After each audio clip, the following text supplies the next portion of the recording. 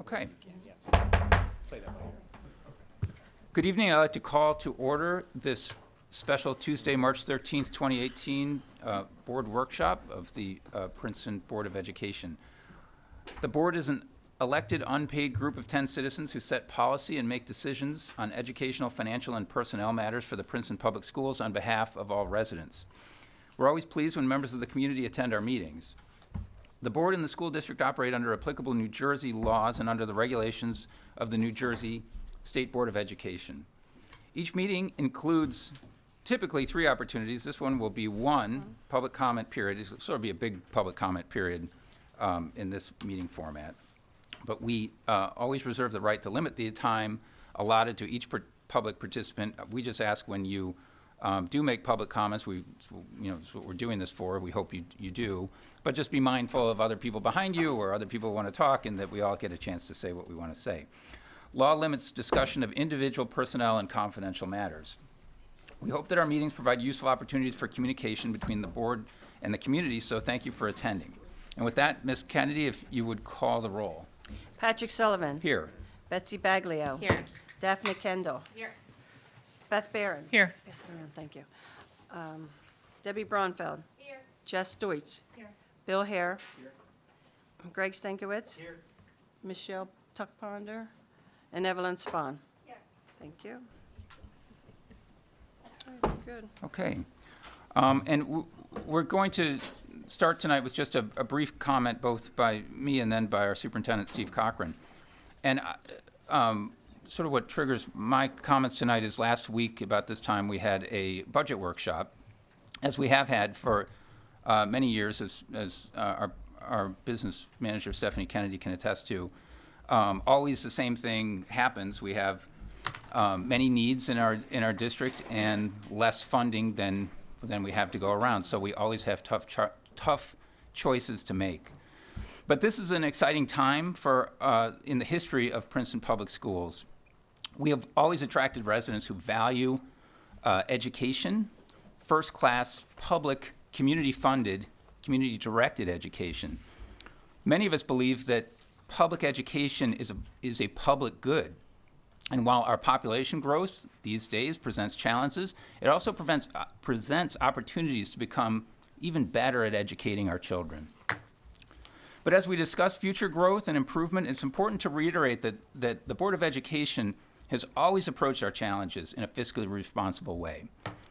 I've spent my career as a financial executive, and I can attest that during my 6 years on the board, we have always put fiscal prudence first. And so I'd just like to share with the community tonight a few financial facts that everyone should know. Over the years, we've always focused on smart growth.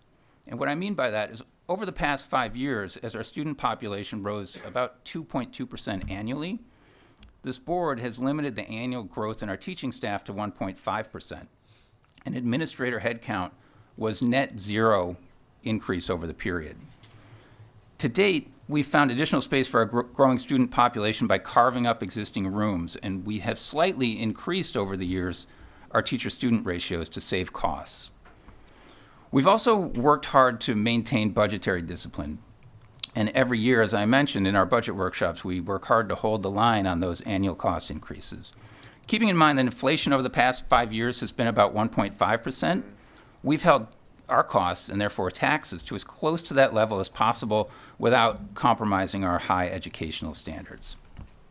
As I've said many times when we talk about budget, and Bill and others have too, 57% of this district's operating budget is salaries. We're about people, and rightly so. We've recently extended the contract terms for 2 of our 3 main unions through 2021, and we're currently in discussions with a 3rd union for a similar extension.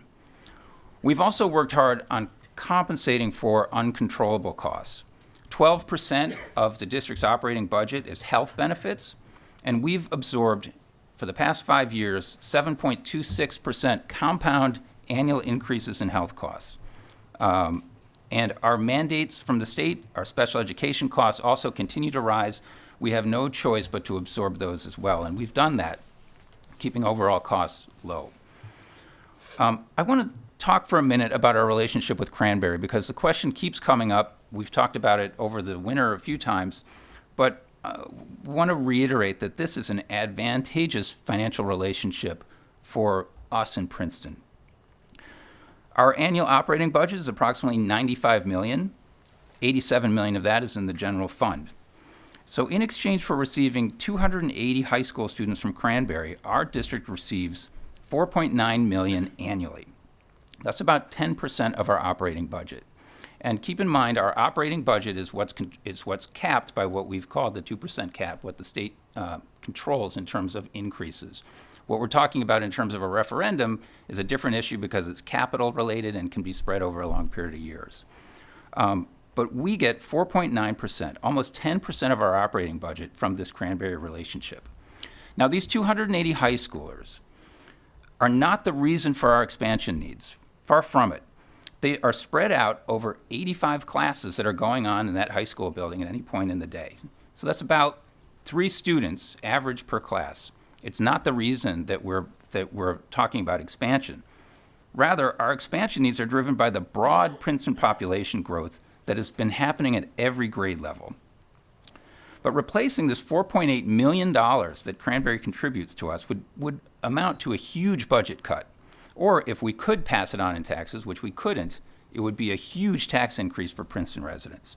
So we get a real financial benefit from Cranberry, and we're happy that we do. Every year since 2013, at least, in face of these budgetary pressures, we have kept our budget increases as close to inflation as possible. Always under 3%, except for last year when we had a charter school increase which was beyond our control, which had to be passed on to taxpayers. We've accomplished this fiscal discipline mainly by cutting operating expenses in insurance, busing, slight increase in class sizes, and technology enhancements.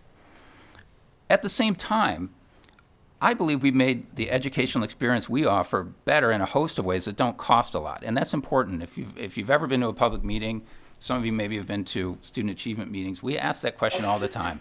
What can we do to make things better that don't require new staff, new administrators? Just doing things better has been really the focus for the last 5 years. Some of these examples would include implementing the dual language immersion program at Community Park, designing and implementing with community input a strategic plan that, among other things, limits excessive homework, advances a curriculum that promotes critical thinking and teamwork, and demands that every child be truly known and understood by the staff. These are things that are very valuable to our children, but they're not budget increases, and we've been very mindful of that. We're at a point now where it's clear that the growth that we've already experienced, plus the new housing that's just under permit, will mean that we need to expand our facilities, and that's why we're here tonight to talk about it. This Board of Education has always been financially aware and prudent, and we will approach this new challenge in that light. I'm excited that together with the community that elected us, we will come up with an approach that reflects the high value that we place on our children's education, but also respects the need to act in the most fiscally conservative and cost-effective way possible. So, some version of that statement we'll put on our website, just in case anyone wants to see it later on. And with that, unless there's any questions or comments, I'll turn it over to you, Steve. Thank you, Pat. Good evening, everyone. Thank you so much for being here tonight. Thank you to all of those who may be watching at home. When I've spoken in the past, I've talked about the 3 lenses through which we can look at a referendum. There is first, the ethical lens. What is our responsibility as a community to our children?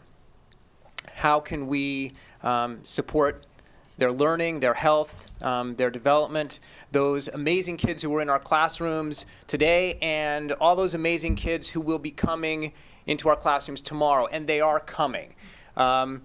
One of the most important things I can share with this community tonight is the need that we have for more space.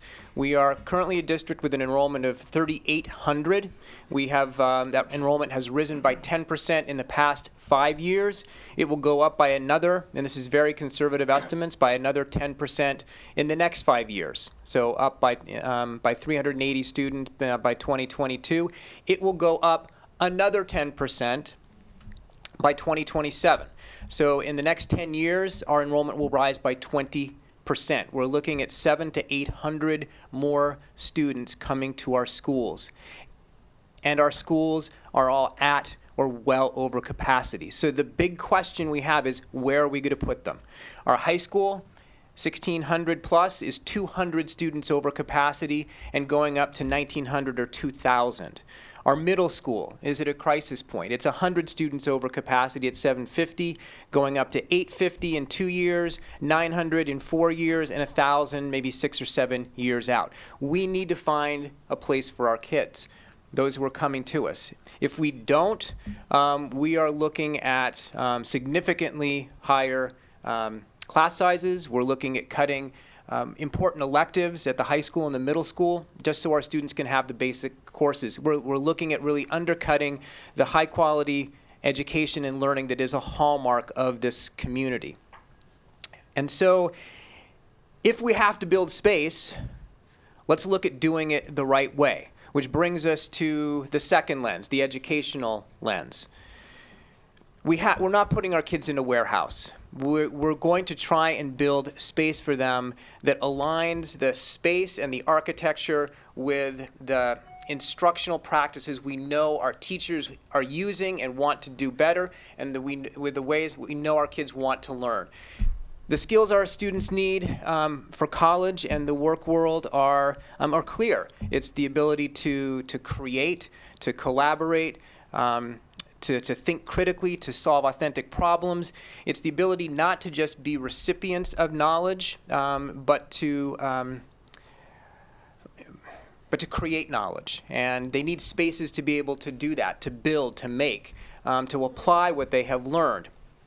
And so what you will see in some of the presentation tonight is classical learning spaces that work really well and have for decades and centuries, and then contemporary learning spaces that respond to the ways our teachers are really striving to teach and the ways we know our kids need to learn. As we build this space, however, I refer to the theme from Mr. Sullivan's comments. We want to do it in the most economically prudent way possible, which brings us to that third and final lens, the economic lens. This is not a good time to be trying to pass a referendum. The economy is in a state of flux. The tax law has changed. We know that taxes are already high in this community. We know that you are limited now in how much you can deduct from your property taxes. So this is not an easy time to be trying to sell a referendum. And as a superintendent, business administrator, the board members sitting around this table, every one of us is acutely aware of needing to be as conscientious in our approach to this referendum and to this facility's design as we possibly can be, so that the impact on our taxpayers is minimized. That is a driving goal for us. We will be able to talk next week, next Tuesday, we have yet another board meeting next Tuesday, where we'll be talking about the budget and also being able to share the dollar figure for this referendum, as well as the tax impact. We're spending the next week really trying to look at everything that people have asked for, because we've had a very open and transparent process. We've listened to a lot of different stakeholders in terms of the things that they would like to see in the referendum. Everything is in there now. Not everything can stay, because we are conscious of that impact on the taxes, and so we're going to be going through a process over the next week of trying to prioritize, and we'll be able to share more about that next Tuesday. But we are we're trying to look at sustainability and energy practices. We're trying to look at the kinds of materials we're using. We're trying to look at, and you'll hear this tonight, efficiencies in the way we are designing space and using space. And so that economic lens lays over all the work that we're doing. And we have to keep in mind that it's not just about the dollars we spend, but it's about the impact on our home values, the impact on our community, and most importantly, the investment and the return for our kids. So I can now turn the presentation over to our architects. I think, Scott, if you don't mind, Scott from Downey from Spiesel Group, if you could just share a little bit about where we are in the process, what where we are in the design process at this point, what we're going to be hearing a little bit about tonight, and then what still needs to happen so that we're managing expectations as our architects from Fielding Nair take us through some of the design ideas. Good evening. So in terms of where we are, we have been working very aggressively in terms of moving this forward quickly and getting to solutions, defining those. We've been working very closely with the district and interacting with a wide variety of groups, both within and outside of the district in the community, to get input and review progress and so forth. The progress you're going to see tonight is for those of you who have been following and attending the various sessions that we have had over the last couple of months. I think you will see a substantial level of progress and definition evident in what we're going to show you tonight. Also, this effort is leading down the road of a specific process. The board is targeting the holding of a public referendum on October 2nd of this year. In order to meet that date, we have to make a submission to the Department of Education approximately middle of April, and that is our imminent target date that we are under working towards that deadline. We anticipate being with the board on April 10th to hopefully get approved that submission to the Department of Education.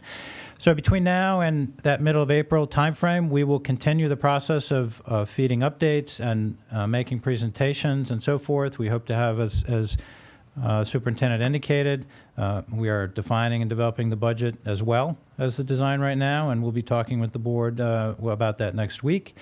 And then continuing to share information through April. And then after April, between April and October, we will be doing a lot in the way of interacting with the public, presentations, communications, and so forth, because we want everybody to understand what is being proposed, what the solutions are, and we want to make sure we receive and are able to consider and respond to your feedback during that time.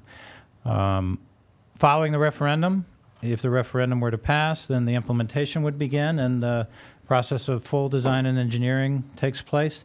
The construction process for some of the improvements that you'll see, and I think you'll understand why when you see them, for example, at the high school and the new school, it is a process that will take a period of a couple of years. Some of the work will be phased construction and will have to be implemented over time. So that is kind of the schedule moving out. The target is to have the potential new 5-6 grade school open for the September 2020 school year. Now, in terms of that process, as I indicated, there will be plenty of opportunities along the way for feedback and for us to share that progress and to continue to define things after this April date as we move forward. And at this point, we'll dive right in. Okay. All right. So, James Seaman from Fielding Nair. Okay, great, thank you. So we have a lot of material that we're going to go over tonight. And we're going to, I guess, try to move pretty quickly through the high school and into the design for the 5-6 elementary here. We just actually presented the high school to the high school design team, and it took us an hour and a half to get through it. So we've got it condensed, and we'll move pretty quickly through here. But I want to give just a little bit of just context with our process here. So I guess if you can advance. Oh, I'm sorry, I got it. So we started this in January with what we call our reconnaissance visit. And so this was really essentially a listening tour for us. And so we came and we listened to many different groups to really understand what are the needs, what are the challenges that we're going to be facing here. We then came in February and we called that our discovery and visioning. So during that visit, it was about starting to brainstorm ideas for what could this be. We came with some initial thoughts and some ideas. Again, we listened to many different groups, bounced ideas off of them, started to come up with what this initial vision is. This visit now we're calling our design refinement. So we have initial concepts, and we're going to share those with you tonight, but they're still going to be refined as we move through this process. So these are not, by any means, as Scott was saying, these are not final plans. We still are moving through this process here. So during all of these meetings, as I mentioned, we met with many different stakeholders, and so we listened to district leadership to understand what are really the educational goals. So as Superintendent Cochran was saying, it's really about trying to design spaces that align with the learning that is happening. So aligning with the educational goals. So that was really important to really understand what those goals were. We talked with the design teams at the high school, the 5th and 6th grade design team. We met with even some 5th and 6th grade teachers. We met with students. So it was a lot of different groups that we met with. We had several town hall meetings where we heard from the community as far as their input as well. And I'm just going to flip through some of these images here quickly. So we toured many of the schools, had many, many meetings, met with the community. So this was the town hall session where we were starting to even brainstorm ideas with the community. Met with students. It's always fun meeting with students. They have many great ideas. And so through that led us to essentially what we call design drivers and 10 big ideas. And so these are design drivers that we applied to, we're applying both to the high school and to the 5-6 elementary. So these are things that are important that we understood from hearing from everybody that we need to address these ideas as we develop the design. So I'm not going to touch on every single one of them, but for instance, flexibility and adaptability. So that's really key to aligning the physical spaces to the educational goals. So we're going to show you flexible spaces. I'm just going to say right now, these are not open plan spaces. They're really flexible spaces. So they're still our classrooms. Doesn't mean that we have all open spaces. There are classrooms here, but it's really about flexibility is a really key aspect of this. Another one, we talked about sustainable practices. That's going to be really important with everything we do. We talked about the historical value of both sites. So the high school, as you know, is a real treasure to the community. And so there's certain parts of it that we don't want to touch really, or to modify in a way that destroys that historic value. The 5-6 site has a lot of history. So the Valley Road site, the school that's standing there, has a lot of historic value to that. And so we need to be sensitive to that as we move forward.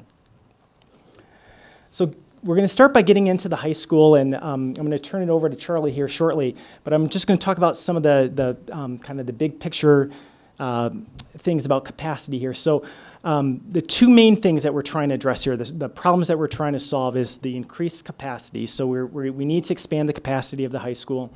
And then second, aligning that with those educational goals. So the existing condition of the high school, during our initial visit, we toured the high school, we studied it, and this shows, we call this a building evolution plan. So it was added on to many, many years. And what happens is it ends up turning into sort of a fragmented plan. We call these Frankenstein plans, if you will. And as you know, the circulation, if you've been to the high school, the circulation is very circuitous. It's very difficult to find your way. You can see here, this is a typical corridor, which is being used because the space is so tight there already. It's being used as a social space and a dining space, so the students eat their lunch in the hallways there. And so there's a lot of spaces that, in a sense, we see these as opportunities. These could be spaces that could be used more effectively and more efficiently. So we're really thinking critically about how can we make this more effective for learning. As far as the school identity, it has a strong exterior. The interior, there's parts of it that are very strong, but parts of it that are not very strong. It doesn't really have a strong identity to it. So, how can we enable or kind of pull the plan together to make it so that way the interior kind of matches it has identity just like the exterior of the building does. Those are challenges that we have. And so, for instance, the school entry is going to be one of those areas. It does have a strong identity. When you come in, there's some unique characteristics to it, but it doesn't really have a sense of welcoming to it. And that's a concept that could be expanded. Also, security is a major concern, too. And we really need to think about that as we treat whatever the design decisions we make. We have to really address the security issue. So being able to create a very secure entrance is very important. And Charlie will go into that in a little bit more detail. So the design approach with expanding capacity here, when we initially started, we thought about two ways of doing this. The first approach, we call this the expand outward. And this is I guess, kind of the easy way to kind of fix the problem. It's just let's do a addition. So here's a footprint to the school here, and we could simply add to the footprint of the building. We can add classroom spaces and essentially add a new wing to the school. And we figured to get to the capacity that you need to be at, you need to add roughly about 50,000 square feet. That's kind of the range that you would need to add to get that added capacity. The problem with this is that it's going to create some challenges with parking and with a site and that, and it's a very tight site, very challenging site. So the next opportunity we thought about is expanding inward and finding some opportunities of how can we expand inward, make the building much more efficient. So there's 3 courtyards, and Charlie is going to be talking about this in more detail, but those could be captured areas. There's also some areas where we can expand on top of rooftop areas, so we're not expanding out as much. There may be a couple areas that we do need to expand out on the footprint, but we're trying to minimize that so that way we don't kind of disturb the character of the exterior of the building, and we don't reduce parking, because we know that's going to be a real challenge here. So the option that we went with is the expand inward, and we're going to go into that in much more detail here. But essentially how it breaks down is there's going to be some addition. So what you see in orange here is some addition, some infill areas, and then some renovation areas. And so with this option, we feel that if we expand inward, we can touch more of the building. So if we were just to do the expand outward, it's about 50,000 square feet that we need to add. If we take this approach and renovate, we can transform more of the building. We think we could get to closer to 130,000 square feet of actual kind of renovation work that we can actually touch and kind of modify. And so this really gets us to the capacity that we need that will serve the expanded capacity. And so with that, I'll turn it to Charlie to kind of go into the details here. Thank you, James. So as James already outlined, this expand inward approach is what we have been moving with. Within that, there are sort of 3 main steps, as we're calling them, to really unlocking the potential of the school plan and really aligning the spaces with those educational goals that Steve was speaking to, and also making the school much, much more efficient in a lot of different ways. So those steps are, as you can see here, create a heart space, a collaborative hub, and then flexible learning zones. And we're going to kind of take a deeper dive into each of those 3 here tonight very briefly.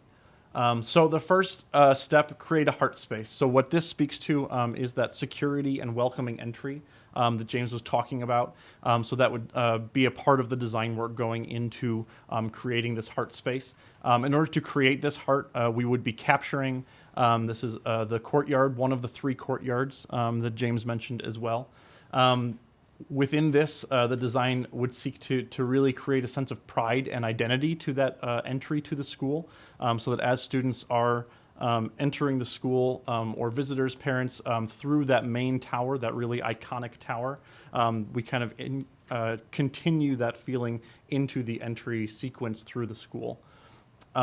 This also provides some additional learning spaces, so additional informal learning spaces as well as direct instruction spaces, as you will see as I walk you a little further through the plan. And then also we're looking at specifically distributing some of the media resources from the existing Learning Commons, which for those of you not familiar is in this portion of the building at the moment. That's a part of the building that is really congested at the moment. It's housing all of the library books, a lot of the media resources. It's where the media specialists are housed. A big part of sort of unlocking this plan and making it more efficient and more user-friendly for the students is also distributing some of those media resources, not all of them, but some of them into some of the spaces that we are designing. Step 2, so leading straight from the heart to the other 2 courtyards that we would be capturing, is this collaborative hub. So by capturing this space, it again allows us to provide new learning spaces that do address that capacity issue, new informal spaces to alleviate some of that social learning and dining that's currently happening in the corridor space, and also provide better direct connection between all of the other existing learning spaces within the school. And then step 3, sort of chunking the rest of the school down into what we're calling flexible learning zones. So these are zones that are all comprised of existing classrooms at the moment. But what they're lacking currently is real flexibility and adaptability. So speaking back to those design drivers that James was talking about a little bit earlier. So by capturing the space within these courtyards and then providing better direct access through those courtyards, there are ways that we can come in and very strategically renovate the existing learning spaces in order to provide that flexibility, to provide better variety of space, break down the scale of the school a little bit better, and then also potentially distribute educators a little bit more throughout the school building, not only for ease of access to students, but also so that they can collaborate with each other much better than they feel they are currently. So diving a little bit deeper into each of those 3 steps, first, create a heart space. So this is the current western courtyard of the school, and the one that we would or are envisioning capturing all of the space. We will be capturing all 3 floors. So this is the 2nd floor, 1st floor here. So as you can tell, just beyond these 2 windows here is that main tower entry. So that's where you would enter into this space. And then the ground floor as well, creating new learning spaces there as well. So again, just a recap of some of the concerns with this particular step, creating that secure, welcoming entry, creating a space of identity, new informal learning areas, some distributed media resources. Zooming in a little bit to that space specifically, as James alluded to as well, security, of course, is a primary concern as we come in and start to reimagine these spaces. So just to the bottom right here is that front entry tower, which would be the primary entry for anyone coming to the school. What we are envisioning currently is redesigning, reorganizing the space that exists within that entry to create more of a welcoming foyer space. There are currently some trophy cases and things of that on display there that really give a strong sense of identity to who the school is when you enter into that space. So that's something that would be incorporated into this area as well. And this foyer space would be a secure, really a secure vestibule. So you see these 2 additional security points that we're proposing really create a secure foyer space where you would need to check in with someone at a reception area in order to access the rest of the school. So even though you are able to get into the school, into this welcoming entry space, you still have to check in with someone from administration before you really can access any of the further spaces. Beyond that, once you do have access to the school, the entry flows directly into this large heart space where that current empty courtyard sits at the moment. So this heart space is really a large sort of informal and social learning space on this 1st floor. What we're envisioning is dividing the space a little bit to break down the scale through various screen walls, things like that. And this you'll see in some of our 3D imagery a few slides from now.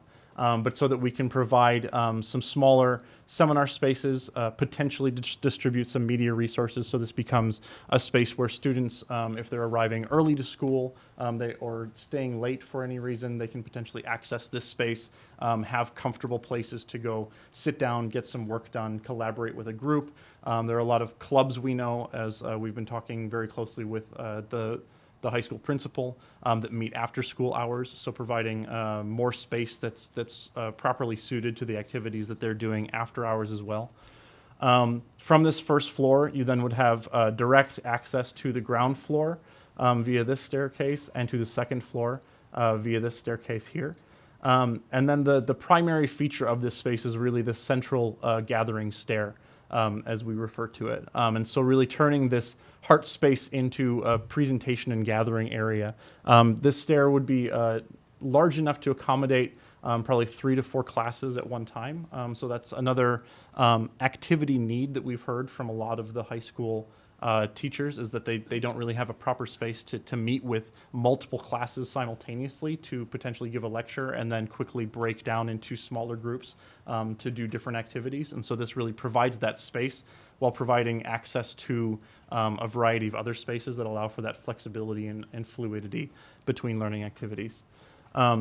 Taking a quick walk down to the ground floor, this is what that would look like. So this, I want to emphasize, is all added space to the high school. These are all spaces that do not currently exist and would be part of the larger whole as far as addressing that capacity concern moving forward. So as you move down into this space, there's direct corridor access and direct access into some of these learning spaces directly adjacent from the Heart space. And then underneath here, the addition of a couple of classroom spaces of typical classroom size and then also seminar sized, as that's something that is also greatly needed at the high school. A lot of the classrooms currently are sort of the same size all the way throughout the school, and yet they have a lot of classes that are in the size range of 6 to 15 students or so. And so scheduling those students to a class that can support 25 is much less efficient than having a variety of space that you can schedule those classes to. Moving back up into the first floor and then taking the staircase here up to the second floor of this Heart space, we're looking at creating a series of terraces. So these are more informal learning spaces. They are spaces that teachers could schedule their classes to simultaneously, but they are more open spaces with furniture that allows for flexibility and for students to kind of quickly collaborate with each other, potentially drop down with a computer or something to do some individual work, and then continue on to their next class. And additionally, the creation of, again, additional learning spaces that are more traditional classroom spaces.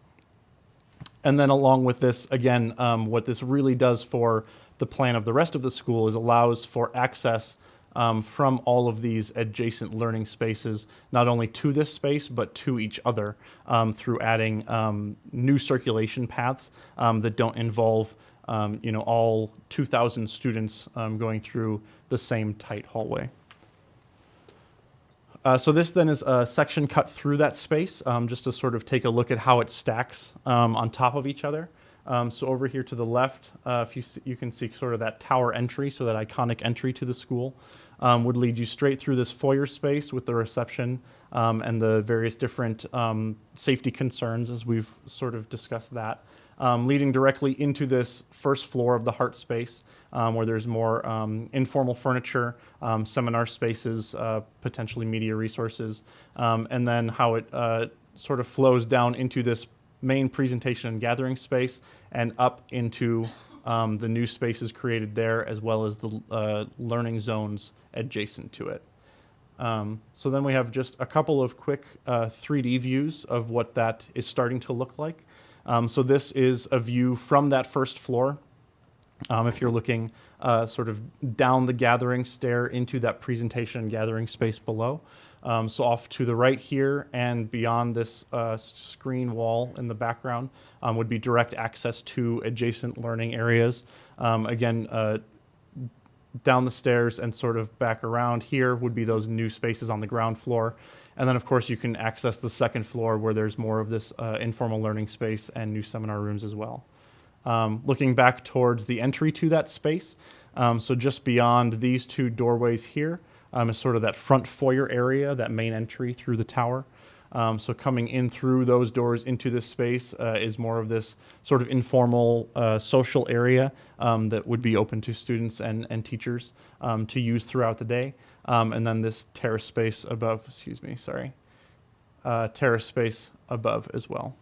And then the last view we have of this space is from that terrace space above, looking back into that captured courtyard at the second terrace beyond, some of the small seminar rooms, the connections to the adjacent learning spaces, and then how the furniture could start to really define this space and provide for additional drop-down zones or collaboration areas for the students that match the activities that they're currently pursuing a little bit better than what they currently have.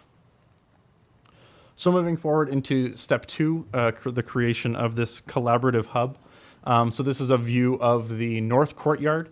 So as you can kind of tell from this photo, there are very few access points to this courtyard. A couple of doorways that are really not used, as far as we've heard from a lot of the teaching staff. And also, just no student activity really is happening there. So this is all space that we want to capture to create really usable learning space.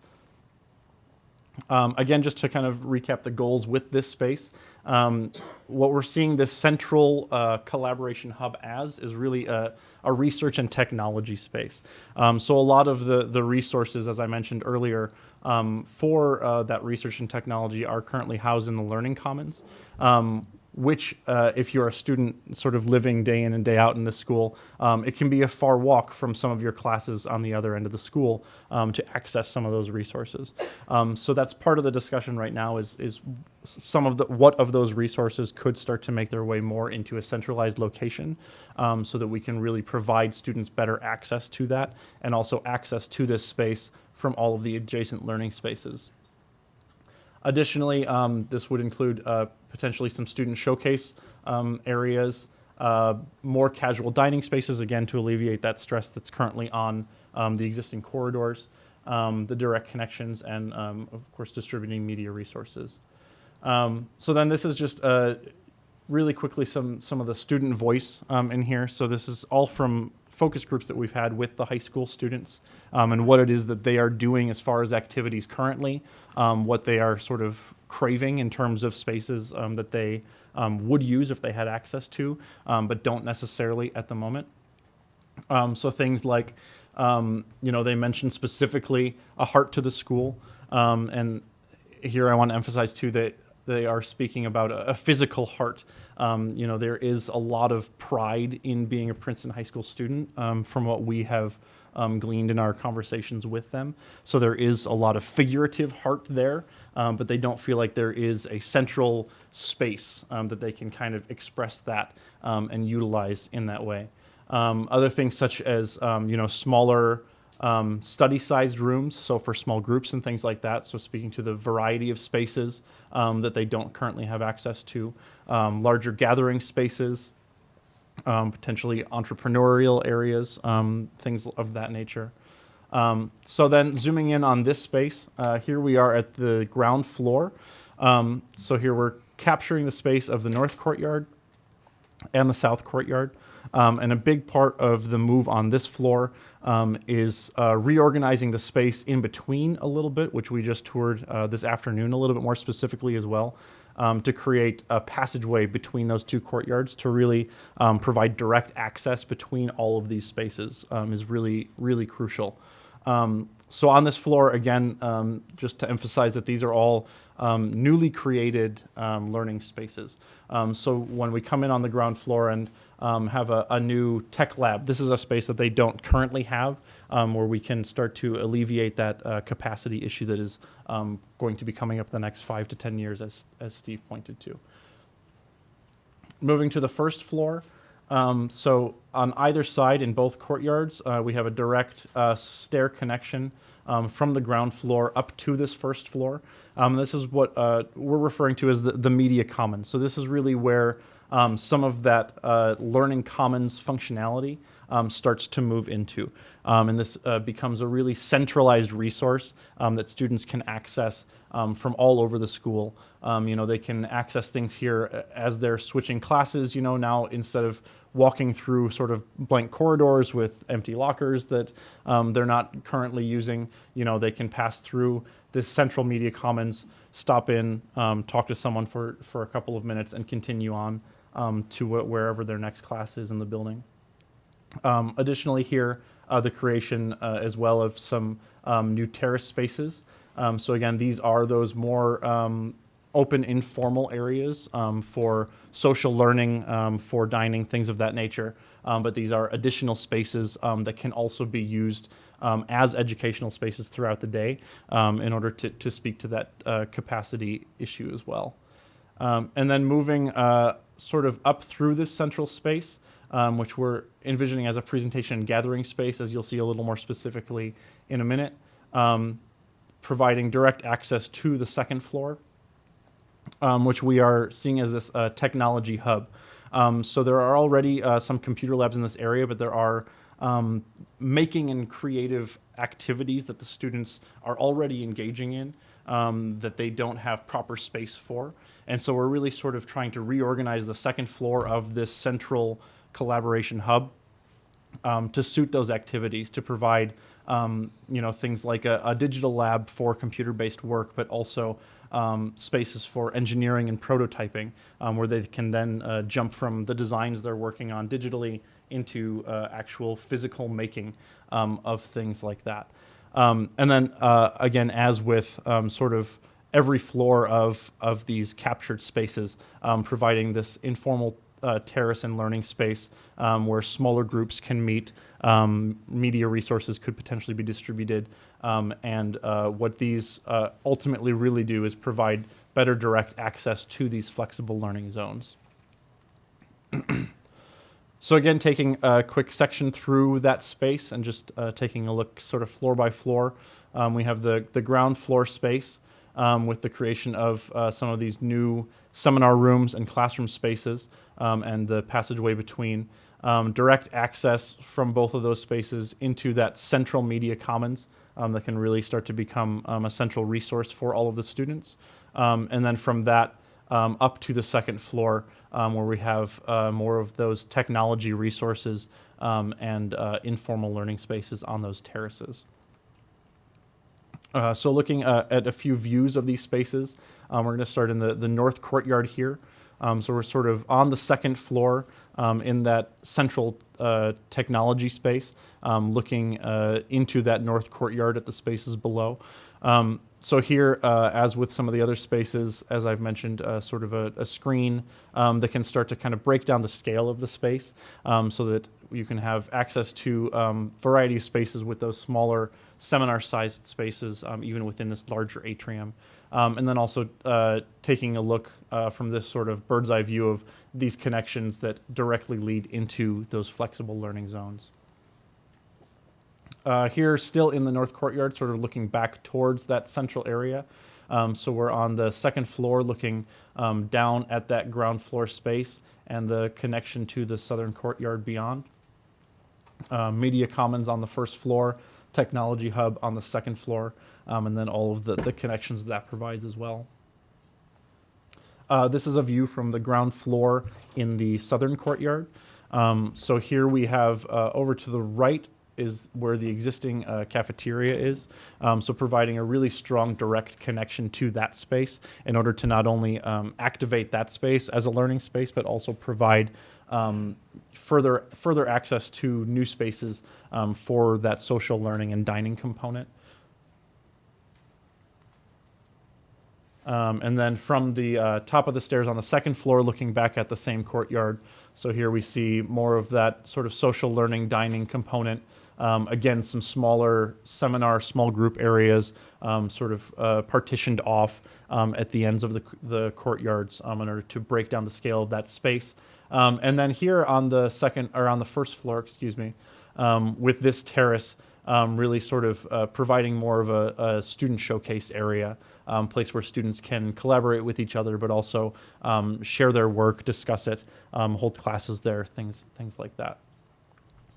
Here then is a view in that central space, so that central media commons, taking a look on the first floor at this gathering and presentation space, where we could have a screen for better presentations, small gathering area, integrated into sort of the larger circulation that leads up to the second floor, and direct connections to the courtyards beyond. And then a quick view from the top of that space, so from those that new second floor area, technology hub, where we would have access to digital labs and more of the making spaces that the students require for some of their activities.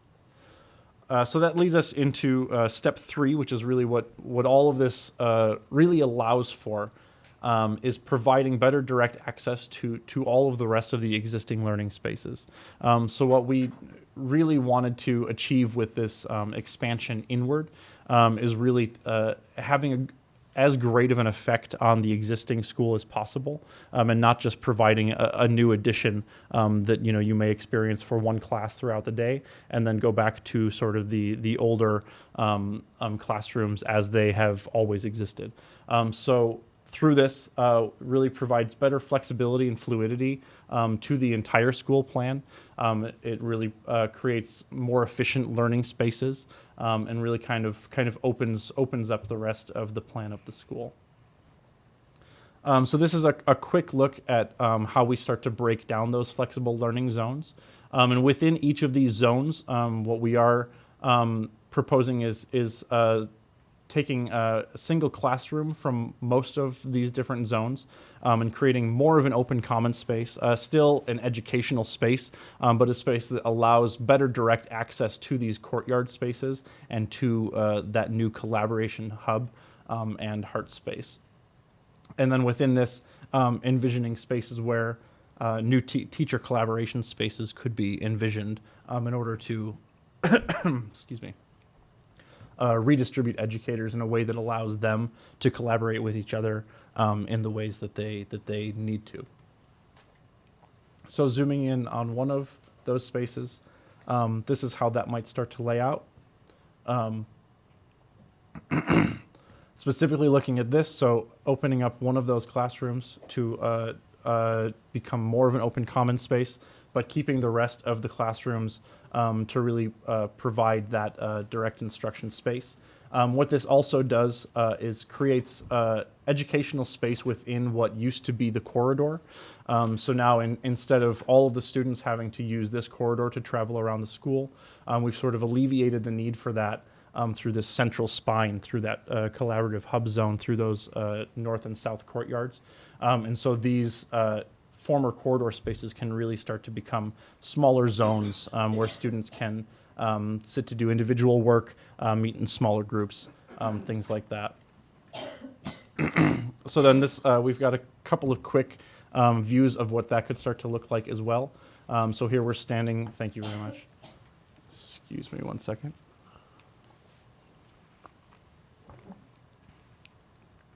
Standing in what now would be that more open common space, direct connection to that southern courtyard terrace off to the right, and then how do we come in and strategically start to open up some of these classroom spaces to have a little bit more transparency, little bit wider openings to provide for furniture to adapt to these spaces a little bit more quickly, allow students to very quickly move between direct instruction in a classroom setting to smaller group spaces in some of these breakout zones that could be created in what used to be really just sort of dead corridor space.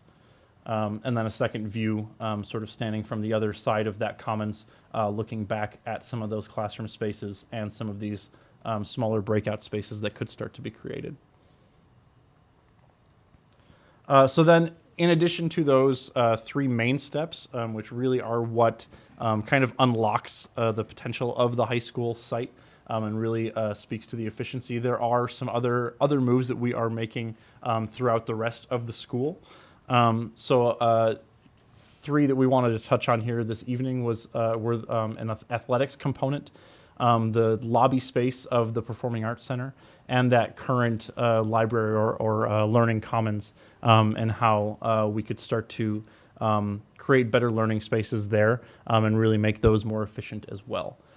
So beginning with the athletics space. So this is one of the older gyms in the high school, currently used as a fitness room. But this is a space, as you can see, a double height space. That really, we've learned there are no activities occurring in the space that require that double height. And so how do we make that vertical space more efficient even as well? So within this, there are sort of two steps that we're taking. So recapturing some of that double height space by creating a second floor within that space. And then also adjacent to that, creating support spaces and additional classroom spaces by doing an addition on top of the portion of the building directly adjacent to it. So here's a very quick sort of 3D view of what that could start to look like. So the fitness center is below. All of this sort of darker orange space would be gained athletic space. So what we're designing for that space currently is dedicated wrestling room is something that we understand is very important. And then sort of a more general movement room or fitness room where dance classes could take place or other physical activities. And then providing support spaces for those spaces that would be needed, as well as additional learning spaces. Looking at the current library, so this is a space that we know has a lot of historic character that we don't want to interrupt, but simultaneously the balcony that is currently in there, because this used to be an auditorium at one point, is currently locked space that cannot be accessed or used as learning space. So how do we start to recapture that space in a usable way? So here is a plan of that space, and really here there are 3 steps. The first is to renovate that balcony and create a usable second floor. There are already a few spaces that we were just in this afternoon that are used for instruction. They're actually not. Oh, they're not? They're Oh, I not- thought they're the not Odyssey handicapped Odyssey accessible, room so was. After school activities. Okay. So this would be captured instructional space Okay. with the move that you're making. Okay, so my mistake. So currently, this space is just used for after-school activities. It's not used as day-to-day educational space. So we would want to capture that space. Additionally, in this space, just above that, there have been some current moves to create usable learning space there that we would come in and update, and then also create a second floor in that space as well, because that is a double height space that is not currently being utilized as well.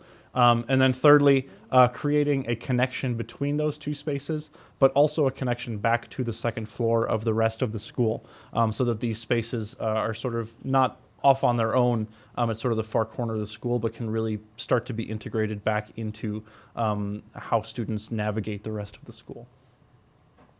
So taking a quick look at how that might start to lay out. This space to the bottom of this plan image would be all of that recaptured balcony space. So this is all learning space that is not currently used or does not currently exist, that we could recapture and start to use in that way.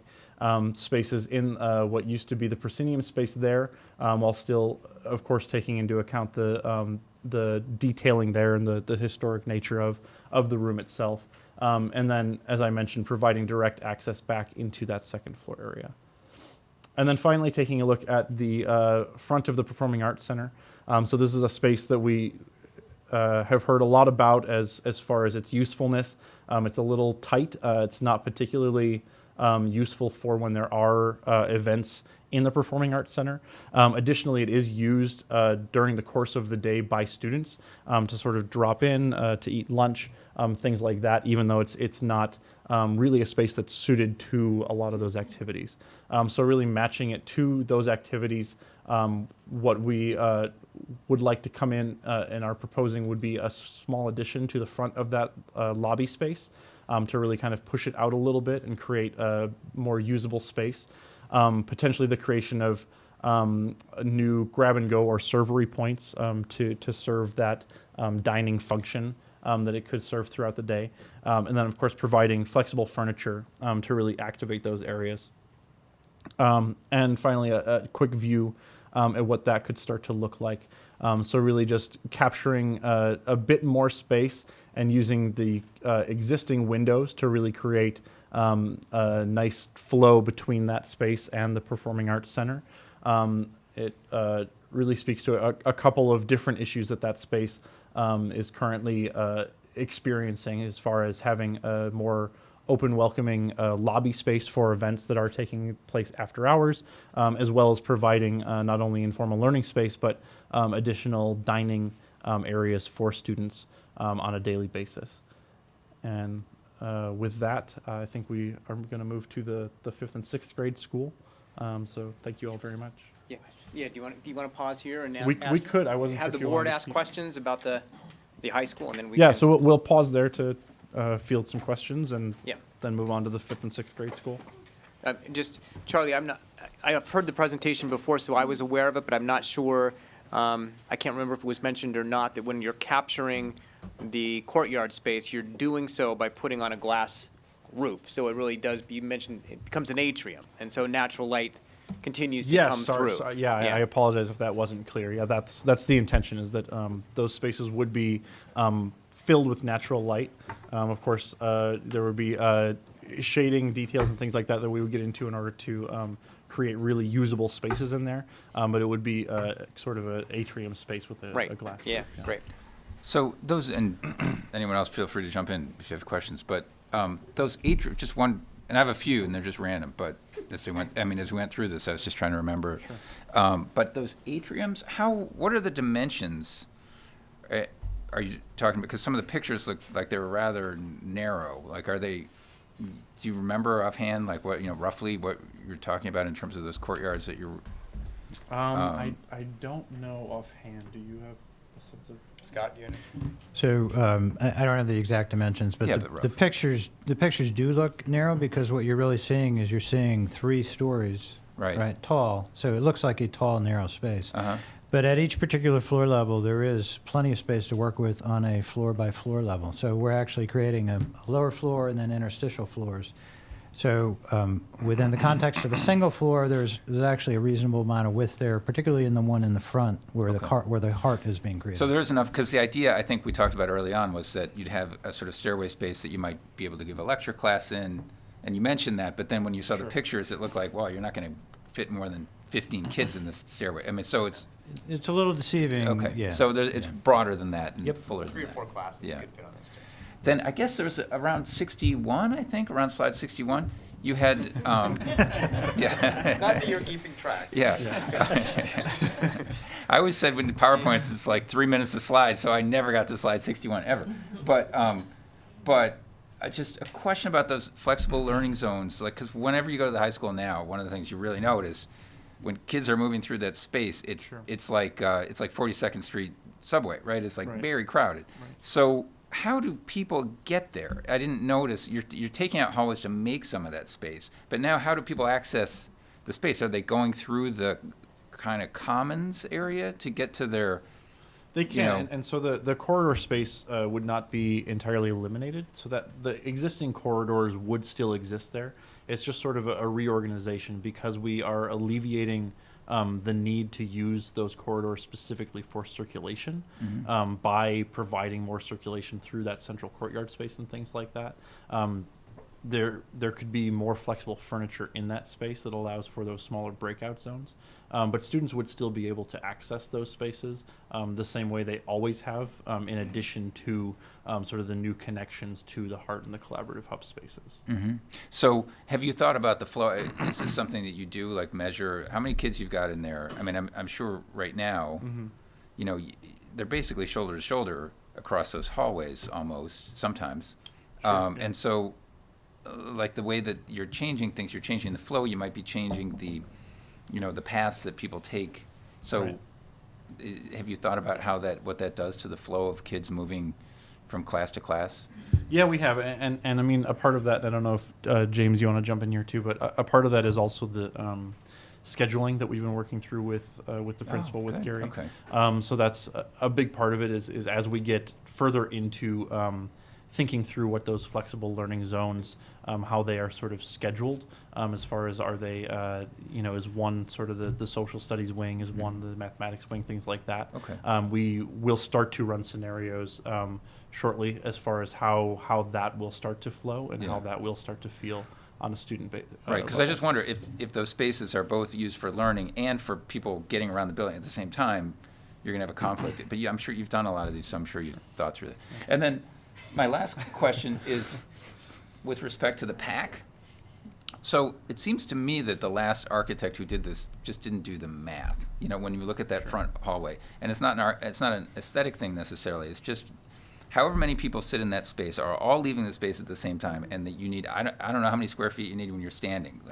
10, something, you know, whatever, 5, whatever you need, it's something, and it doesn't fit that many people in that space, right? So I saw that you're talking about just opening the windows so that it flows through, but have you done the math? Can we do the math this time so we know that, like, hey, when this building vacates, when this auditorium vacates, there's enough space to hold everybody when they're leaving, right? And so I think it's dangerous, number one, but maybe you want to extend that space a few feet out further. I wasn't sure if you did it based on, you know, what the auditorium demands, or it was just like we can push this out because we've got that little, you know, dugout area. Right. Because we should really do it, you know, so that it makes it easy to walk out of the I can auditorium. take this one too. So, essentially, we're trying to expand the capacity. As far as getting into the actual numbers and figuring out exactly what the need is, I mean, that is the detail part, which we are going to get into next. And so we're going to start to really quantify all of these areas and understand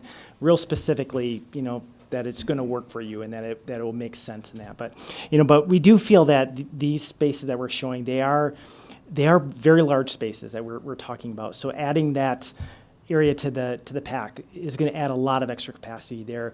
Same in those courtyard spaces. There is quite a bit of space in there. So, for instance, that gathering stair, even though it may have looked tight on that rendering, that size of it, we've designed in schools that could easily hold about 100 students sitting on those risers. So we'll get into the very specific numbers. That's kind of the next step as we dive into the details here. But Well, good. Well, maybe next time too, and this is my last question. So in terms of, you know, when you look at, you kind of do that before and after, and you did it last time and you did a little bit this time, where you take the old classrooms and then you're kind of, you know, busting them up a little bit, keeping some of them, and then creating these more common spaces and et cetera. But again, you know, right now, let's say if there's 6 rooms, that is 6 classes that people can hold.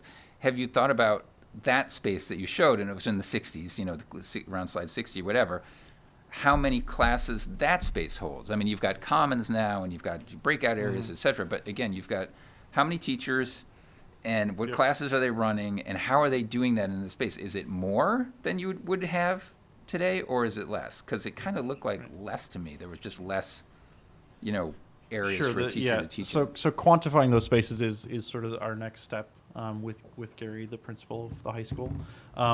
As far as number of spaces, it's definitely more. We're sort of at the point now where we're really can kind of go through and count those spaces and start to look at how those match to the scheduling needs of the high school and the course offerings and things like that. And so that's something that we're going to be digging into shortly as well. But it's certainly more schedulable space than they currently have to sort of meet that capacity issue as it grows. And then in addition to that, you know, it's the addition of a lot more informal learning space. And so that's something that also provides space where teachers can take classes to meet, even if it doesn't look like your more traditional, you know, square-shaped classroom. Right. You know, that's the issue. It's because now they're not going to be square-shaped classrooms, and they might be run slightly differently. You know, it's not a wholesale change in the way we do things anyway. It's just making the space more amenable to what people do now, right, in the way they teach. And maybe there'll be a little bit of extra, you know, people having more flexibility to do things. But it's not about changing the way people teach now, right? It's just that they do it now in a box, and they don't necessarily always want to do it it's in more a box. about matching what they are doing now Yes. to space. I mean, they're currently teaching in ways that these spaces would allow for much better, and they're currently trying to do that in spaces that are not particularly well suited. But if we are going to go around quantifying things, it might be useful to know, like, hey, today this school runs, you know, can run 150 classes at a time, as an example. But after we're done, we're going to be able to run, you know, 200 classes or somehow look at a metric that shows, you know, because we're not expanding the footprint, but how does it expand our ability to run classes? Right. It'd be useful to know. we're definitely going to be looking at those scenarios. And I guess, you know, what we're looking at is we want to make sure that you could move into the space tomorrow, basically. You could use your same, like exactly everything you're doing right now, you could easily move into the space, but we're trying to design it with flexibility so that way you can also move into the future too. So that way, as education continues to change, as things technology is changing a lot, with instruction and education. We want to give you that flexibility that allows you to do a lot more modes of learning in this environment. So it's really about giving you that flexibility to move into the future as well. Okay, thanks. Any other questions from the board? Go ahead, you go first. Well, okay. The inner courtyards and all the brick walls, are you thinking about getting rid of all that facade and replacing it, or can you still use that? No, we can still use that, and likely it'll be a mix of probably changing some things in some location and keeping some things in other locations. And the design drivers, there were 10 of them. Are those typical of all the schools that you guys see that you're working on? Or is there anything new here? Yes, some are, but some are. Some like flexibility is very typical. We see schools all over are dealing with the same issue, that the type of instruction, the learning that's happening is that traditional spaces really kind of bind them from doing the things that they're trying to do. So that's one that's kind of consistent. Here though, like the historical value, I mean, this is really unique that you have high school that has historical significance to it. It has, the entrance, the tower is just amazing. Also, the Valley Road site, which Justin's going to kind of talk about when he gets into the 5-6 elementary. That has some history with the existing building there and how we have to deal with that. So that's definitely specific to Princeton. So some are, I guess to answer your question, some are things that we see that are typical, but some are very unique to Princeton. And what you're doing or proposing for the high school, is that what you would be doing it for? Actually, because since there's two firms here, would this be stuff you would be doing at other schools, or is this? I guess I wouldn't want to be too far away from what people are doing already, if that makes sense. So the types of things you're seeing here, we're not inventing it for the first time. Infill of courtyards has been done before.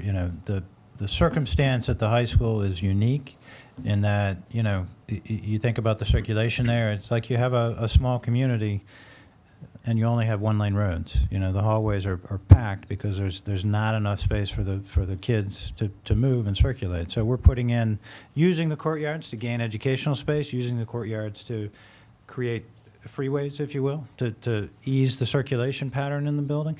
That's unique to the situation here, both in the conditions you have at the high school and in the opportunity to address it through a couple of moves with the existing courtyards. I think that was it for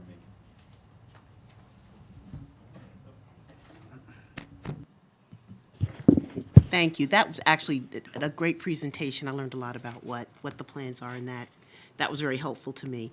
I have an easy question first, and that is on the PAC expansion. I'm wondering how that's going to impact traffic flow from drop-off to pickup of athletes who are mostly in that space and the morning drop-off. Is there going to be any kind of, are we going to address the traffic? And it's not that great right now, so I'm wondering if that's if that's been considered, if you're going to take away more space. So the space that's being used for this expansion, if you, it's hard to describe, we don't have a picture, but if you go look at it, there's a certain amount of space between the building and the sidewalk and the drives, right? And it is within that space that this addition is taking part of what's there. It's not impacting the sidewalks, it's not impacting the drives. It's also not providing more drop-off space, but it's not taking away anything from what's there. Okay. And just to update you, actually the morning has gotten so much better. Cars cannot now go through the pack. You get there and you either go right or left, and the two guards are great. Yeah, so. Well, fortunately, I don't have to go there in the morning anymore. But I also just wanted to talk a little bit about the term expanding inward. And I understand it. It makes a lot of sense.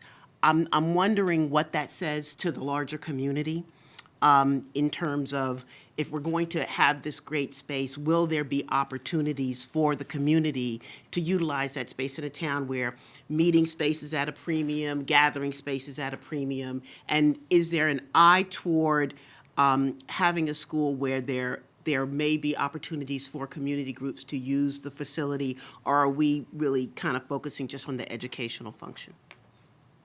No, the N-word definition here or is really just about the physical characteristics of the building. In answer to your question, absolutely. All of these spaces you're seeing that we're exploring here can be isolated in different ways within the building. So certain areas of the building could be open for events, while other areas of the building can be closed off. You'll see that also with the concept you're about to see in the development of the 5-6 school. And the reason for that is just as you described, to try and create more space that the community and the schools and the community can use together in the future. Two more short ones. One is about the gathering stair. There's certainly going to be access for physically challenged students and people?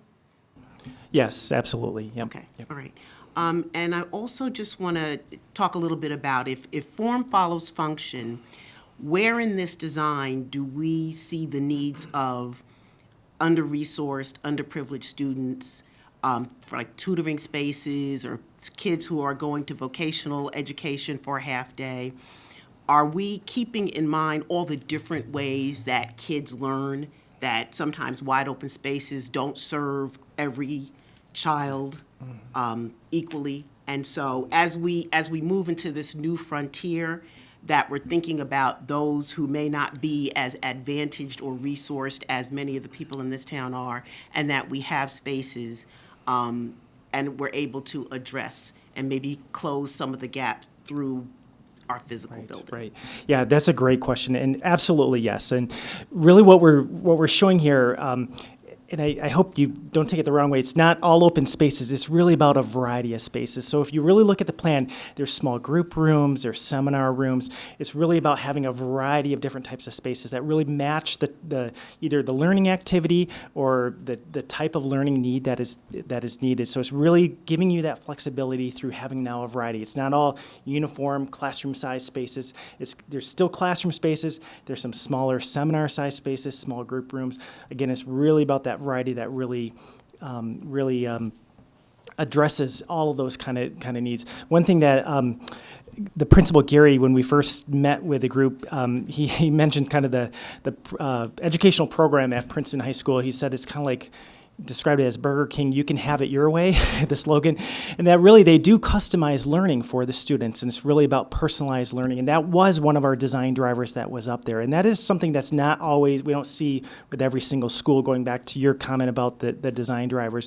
And so I think to your point about having education that is personalized for a student's needs, having the variety and the flexibility addresses that very specifically. If I could just answer that question, I think last week our meeting wasn't recorded, and I can't remember who was here, but one of the items that is on the wish list, if we can balance the budget, is another college guidance counselor. And one of the things that has been proposed is someone to work with the underserved group of children, because just like you said, there are people who have resources, and right now we have one counselor, college counselor for 800 kids approximately. And so if someone can't get in more than once, a lot of parents have the means to go somewhere else, but a lot of parents don't have the means. So that's something that it would be nice if we could fill.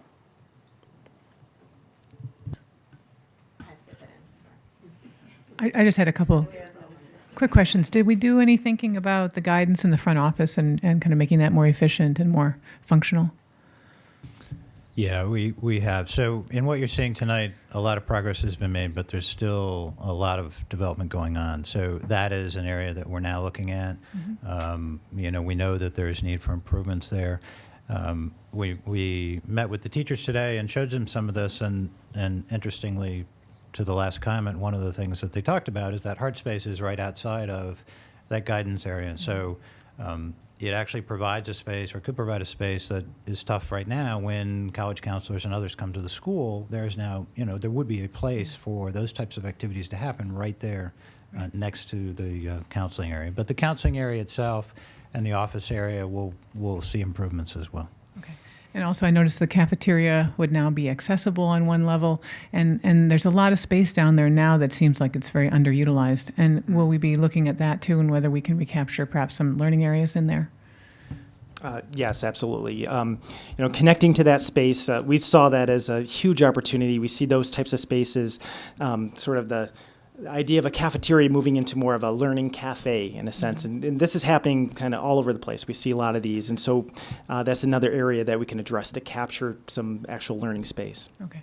And one specific thing about the PAC, I know I've heard a lot about the flooding issues, the drainage. Are you looking at that too?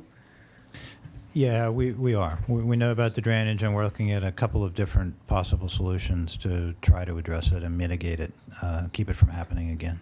And there's cooperation with the town engineers good. on that issue. And then one final thing, just for I think, for the taxpayers and for people watching, just to understand how many of these types of projects you've already done. I mean, you've said you've done some, but how many approximately do you do, say, every year? I mean, it's hard to count. I mean, we're in the hundreds now as far as these types of projects. And so every year, our practice, we have a international practice, so we practice all over the world. We have a lot of projects that are national as well, so maybe 20 to 30 projects a year that we do. So so what we're doing is not unusual. It's kind of the contemporary, cutting edge. Right. This is not cutting edge or bleeding edge by any means. This is keeping up with contemporary practices. And then one last thing is, when we first talked to you, I think you said something about if we, and my first idea was, I guess we were going to just add some rooms on the side of the building, the Plan 1 versus the Plan 2, which is kind of going inward. And somebody said something about that if we spend $1 kind of adding a room on the outside new build, we would get, and we took that same dollar and we did what you're proposing now, we get kind of $3 worth of value. That it makes a lot more sense for us, given our limited means, to be doing this, to be going internally. Yeah, I mean, it's definitely a better bang for your buck, and that's kind of what we're trying to see here, is that by going internally, we feel like we can maximize the effect on being able to align the whole facility with your educational goals. So there's definitely cost savings when you do that, when you go, when we're looking at renovation. And we also get... I would just add to your question, not just on the value side and the alignment with education. As we are defining the budgets, we're also looking at, for example, state share. So the state of New Jersey reimburses districts for new construction at a very different rate than it does renovation. Right. So the concept being applied here to the high school will improve our state share. We're trying to pin down that number right now, and we'll have that when we talk about the budget. But it's going to be substantially better than it would have been if we were looking at new construction. Great. Thank you. Yeah. I just had the thought while we were seeing this presentation, it might be helpful for those of us on the board who are not as familiar with the layout of the high school to schedule a visit at some point in the next few weeks, just to imagine, how things may change and how things would change, certainly with the referendum. So maybe we can think about that. Sure. Great. Okay. Thank you. They're at lunchtime. Oh, at lunch. And during class, it's called break.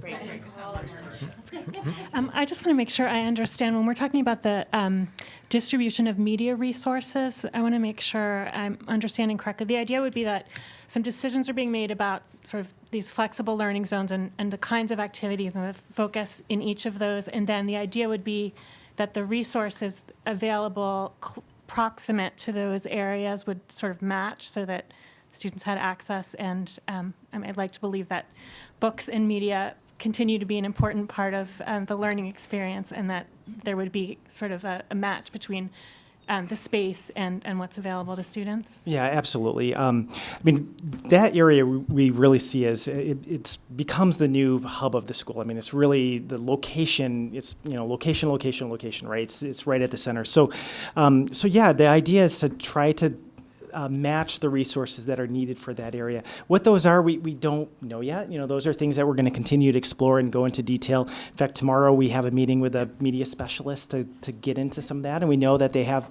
concerns and things that they want to tell us. And right now, it's these are high-level ideas that we still need to get into. It's just an opportunity. We see this as an opportunity because of its location. What those are, we need to further explore and work with the right people in that to make sure we match the right resources to that area.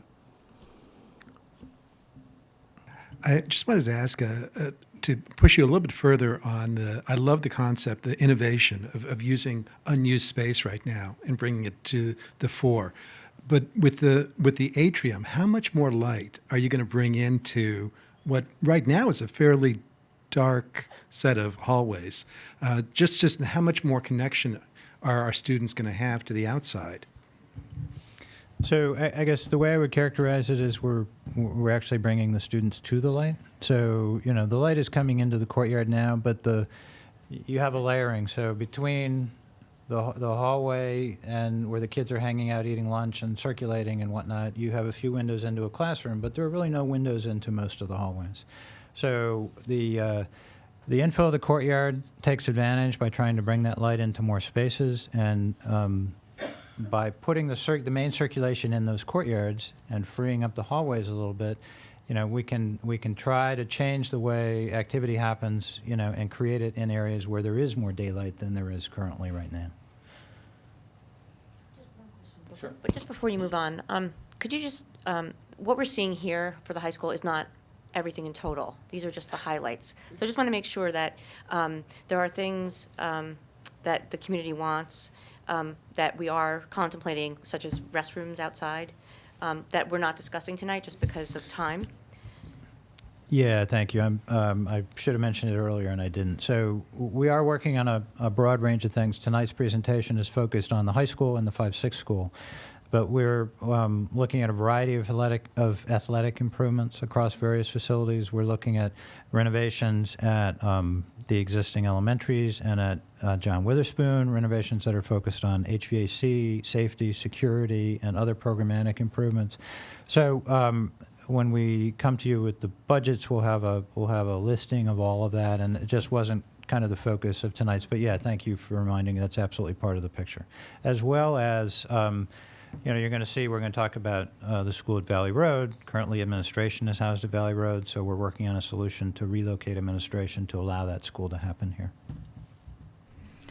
Great. If there's, unless there's questions on the high school at this time among the board, then maybe we move on to the 5-6 school.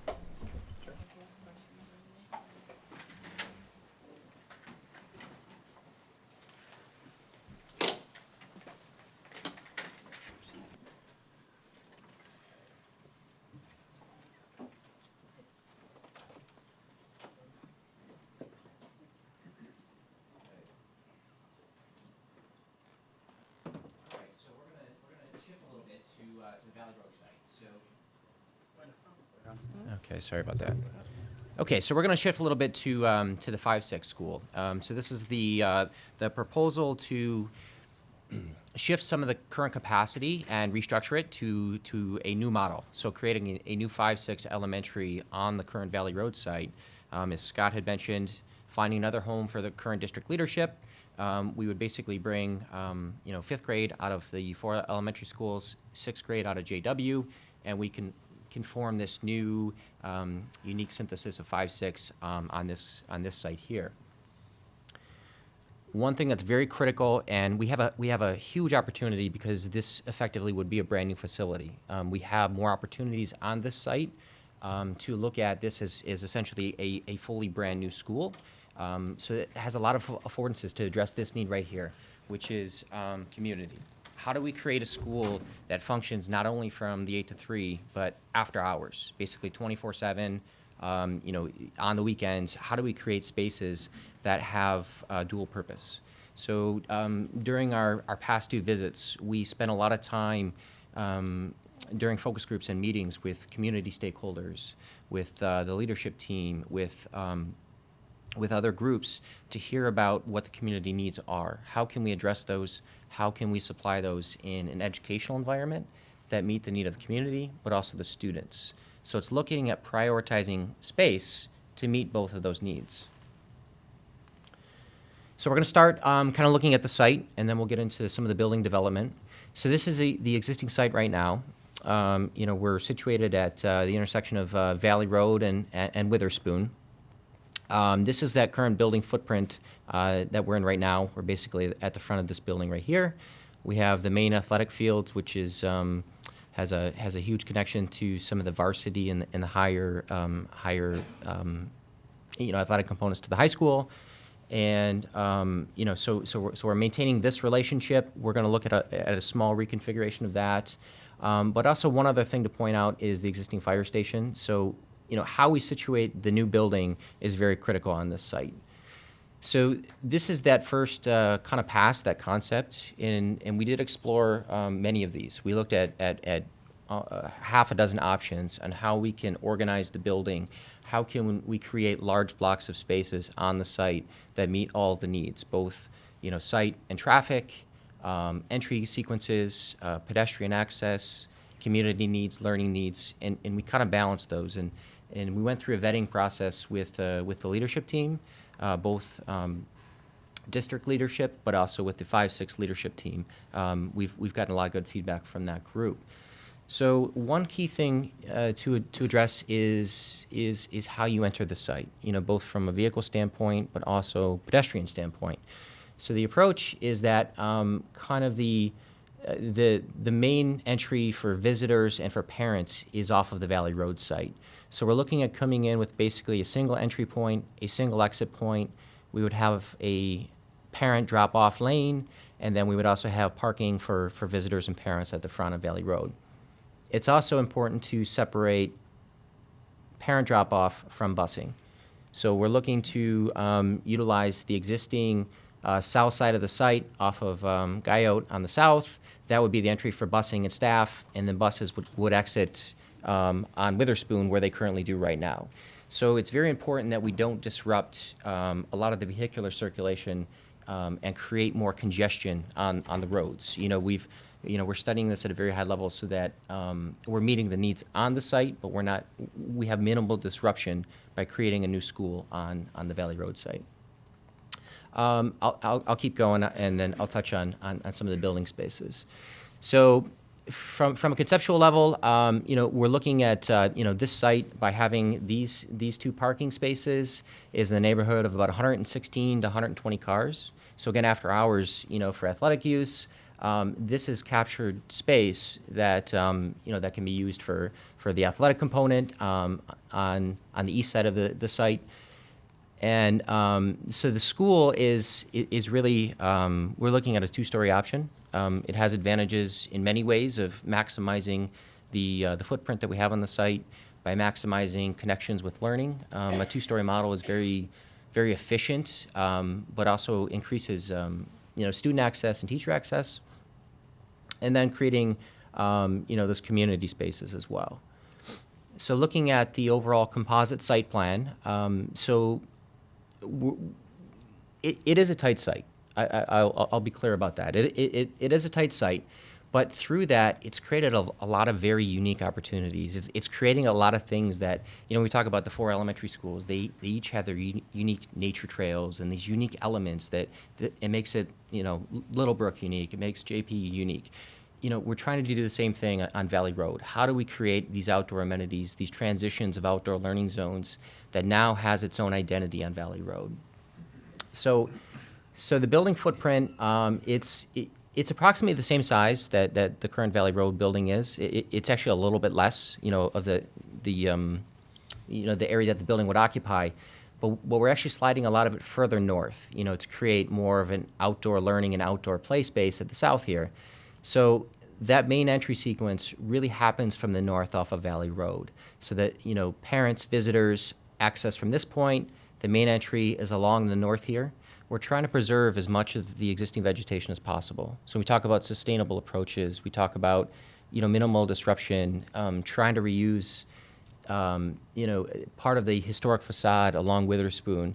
We're really trying to be mindful that we're doing whatever we can do to provide value, but the maximum impact that we can manage. So from that main entry, we also have some outdoor spaces on the north. So we're looking at this idea of a community porch, how you create kind of this front porch concept that, could be used by students and educators, but then also if this school can be used on the weekends and after hours, what do those spaces look like? What are the activities that can occupy the space? This idea of community gardens or some sort of green belt on the north here. We don't want pedestrian flow to just cross the site or transition on Valley Road from one side to the other. How do we create this as a Princeton community school? So to keep going here, So here's kind of a blow up on that site, and we'll get into some more of the building elements in a few slides here. But that entry from the north is that parent visitor drop-off sequence. So then you would basically enter the school at this main entry point into this foyer space. And this is a space where we see a lot of opportunity to create that secure yet really welcoming environment. So when you walk into a school, you're not just walking into this high bay 2-story space. It doesn't feel right. But how do you walk into a space that's welcoming? You kind of walk in and you're received, you're still secure, and then you can move into the other spaces of the school. But also having some of the community amenities up front as well. So, these are used, by the administrative team, by the educators throughout the day, but also we've heard components like health and wellness. I think Steve has talked before about having professionals and physicians come in that perhaps dental exams or other types of things. Immunizations. Yeah, immunizations. How do we create a space, meeting spaces? We've heard that from a lot of people. That how do you have a space that's welcoming to you where you can meet? So we're looking at dual purposing a lot of these spaces. I'll talk about the Heart and Cafe in more detail, but these are really social spaces that during the day, effectively the school would be locked down from visitors. But this is that main space. When we talk about the Heart, it's physical and it's symbolic at the same time. The Heart is the center of the school. It's the space where everybody goes to congregate, to learn from their peers, to share information.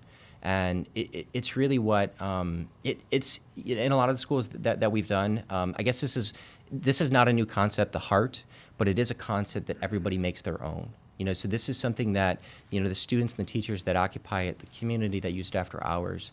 This is a space that they can grow into. A space that they can make their own. So we have the cafe, which handles the day-to-day dining component for the students. But how can it also serve as a learning space? When we think about, a coffee shop, for example, you might go in to do focus work, or you might go in to socialize in two different environments. How do we create a multifaceted space that students, eat during their lunch periods, but also is great for learning for the remainder of the day? These are large spaces that we're building and designing to. We don't want them to only be used for 3 hours of the day. We want them to be used throughout the entire day and by as many people as possible. So having a strong connection with ample daylighting on the north here for the Heart, the cafe with the possibility of outdoor dining, looking at some other spaces of this food tech and greenhouse. All of the elementary schools right now are growing a lot of their own food. They're using it for education. They're using it for lunch and cooking. Having this easily accessible to outdoor learning to the cafe enriches that environment. Since our last visit, we've looked at optimizing the gym location. We pulled it further north, and we have some locker rooms with direct access to the play fields. It allows for this opportunity to have an also dedicated gym entry. So the gym could be one level of kind of compartmentalizing the building for after-hours use. The Heart, the cafe, could be compartmentalized from the learning wing. So we're looking at kind of breaking the building apart so that it has multiple uses and multiple layers to it. But each of these is centered around these FLZs. So again, that's that flexible learning zone. These still have the same discrete learning spaces, the same classrooms that teachers are used to, but the affordance of additional breakout spaces, having a little bit more transparency and mobile furniture so that there's more fluid movement between discrete learning to breakout space to outdoor transition. And that's where you kind of see these zones right here that break out to outdoor access. So outdoor learning and opportunities. We had some good discussions earlier today, and maybe this is something that the students help create. This is something that we still we create the space for it, but we're still defining what these can be. But knowing that we have project terraces for breaking out to the outdoors, for science learning, for naturalist learning, growing gardens, potentially both in the greenhouse, but also community gardens external that could be used through the summer, and tying that to a food tech component. We've heard that it's kind of starting in the K-5 schools. It kind of gets disjointed beyond that. So how do we continue that lineage and use that? ideas of musical play and outdoor student gathering. Some, maybe a little bolder, but we did hear, the idea of a ropes course. Is it possible? Naturalist learning is becoming more and more prevalent. We're kind of going back to some of, when we talk about contemporary versus kind of traditional, or classical, I should say. There's still a lot of classical learning models that we don't want to forget about. We still want those in these spaces, but also have those contemporary spaces as well. The opportunity for a green roof, maybe the greenhouse has some other benefits to it. The idea of a dino dig or butterfly house that has some other project-based learning components to it. So this is a funny story. During our first visit, we had focus groups with the students, and we asked them, "What is your bold idea? Like, come to us with an idea." And we asked the adults the same thing. There was a fifth grader at JP was obsessed with llamas. I don't know if it was just for the day or not, but we took note of it, and he felt very encouraged that we were kind of serious about it. We're not going to put a llama farm on there. But the idea that, this is a fun process, and this is the point of capturing all stakeholders, and to make sure that everybody's voice is heard. And this is what really creates that enriched community school environment. The other component is this idea of a living building. How do we, in a cost-effective manner, in a very economical yet, progressive manner, look at this new building as sustainably and as is kind of like living organism. So we're defining, we're looking at the metrics of the possibility of geothermal wells. If it makes sense economically, what is the payback on that?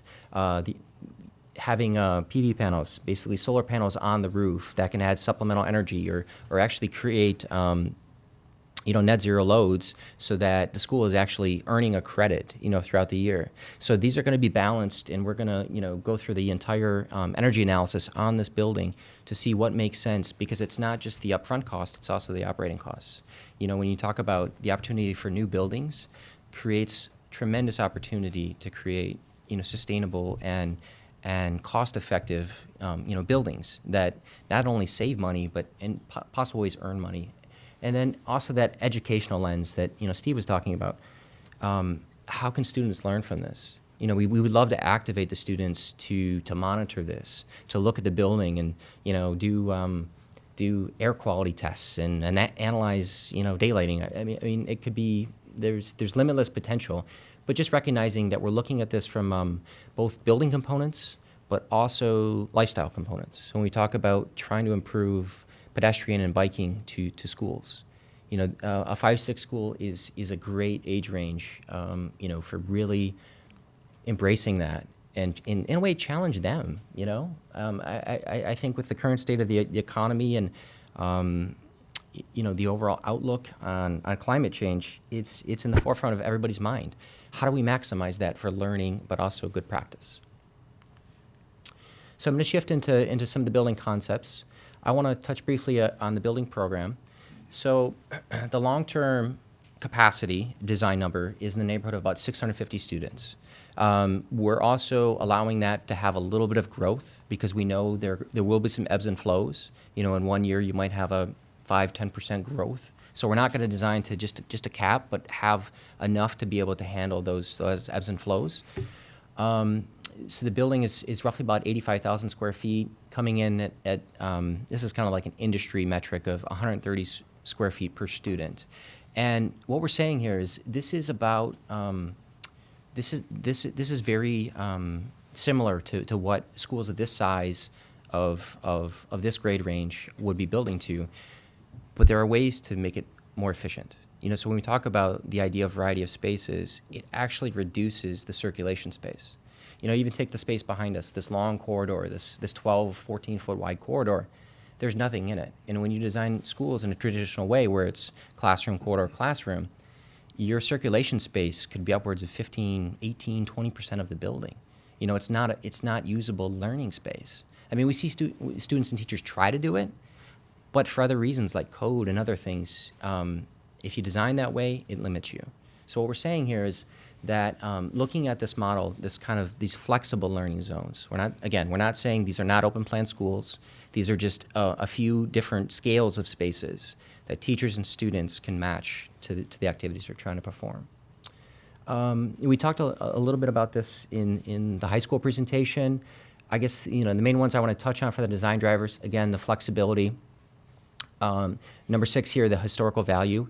We've met with the historical team. We're absolutely looking at whatever we can do to preserve the essence of the Valley Road site. If we can, encapsulate or capture and reuse some of the arches, the facades, how do we balance that with this new footprint? And the only thing that we have to do is push the building a little bit in a few ways. So we're looking at both in cost and how to best fit the building on the site and still respect the historical nature. Community engagement. Again, with a brand new facility, we have a few more affordances and opportunities to really make that a strong component. And then also sustainability. So we have some, so here's a first floor plan. We do have some blow-ups of some of these spaces too, so I'll get into those in a minute here. But from the north here, so Valley Road's up top, Witherspoon is on your left here. So what you're seeing, this first note up here is we have this main entry, which is that foyer space. That's the space you come in, it's conditioned space, but it's also fully secure. What you see here in red is what we're calling a lock-off point. So you would come into the school, you would have a few spaces, perhaps a conference room, what we're calling like this community flex space, but you still have to check into a receptionist, so this is fully secure before you get into the next layer of the building. But it is important that everybody experiences that. We don't want multiple entries, where everybody has to go here, here, here, here. We want to keep that more focused. And that heart space is really that space that, is that public, that social gathering space. That's the space that, we're talking about amenities like, a fireplace, an area for art gallery display. We've heard even traveling art, the opportunity to maybe have some local art curators showcase, work for inspiration for the students. So this is that space that has duality with day-to-day learning, but also community engagement. The cafe is again kind of that mixed furniture type seating group space. So when you think of like a coffee shop, a cafe, when you go to the Panera, something like that, where you have multiple spaces that can meet the number of students, or if you're meeting with 2 people, 4 people, large groups, the furniture supports that activity. We have administration in the purple here, elevator access to the 2nd floor, kitchen and servery in the middle here with direct connection to this food tech and greenhouse component. There is a passageway here that takes you to the gym and then the support space. And so busing, let me loop back over here. So busing is the one component where we would have, students with parent drop-off would come through the main entry doors. Busing would be that control point in the morning. So those students that take a bus would basically come in from the south here, through another vestibule and then into the school and to their learning spaces. We have a gathering stair which takes you up to the 2nd level. And then we have 2 entry points into the core learning wing. And so in terms of count, we're breaking this down. If we have about 650 students, we're looking at 6 flexible learning zones. And there's a lot of rationale behind that. If you were at the, one of the previous town hall meetings where Prakash and Heidi Hayes talked about that, there is a scale between 110 to 140 students that creates that sense of home, that sense of balance with their peers. So we want to. That's what these are designed around.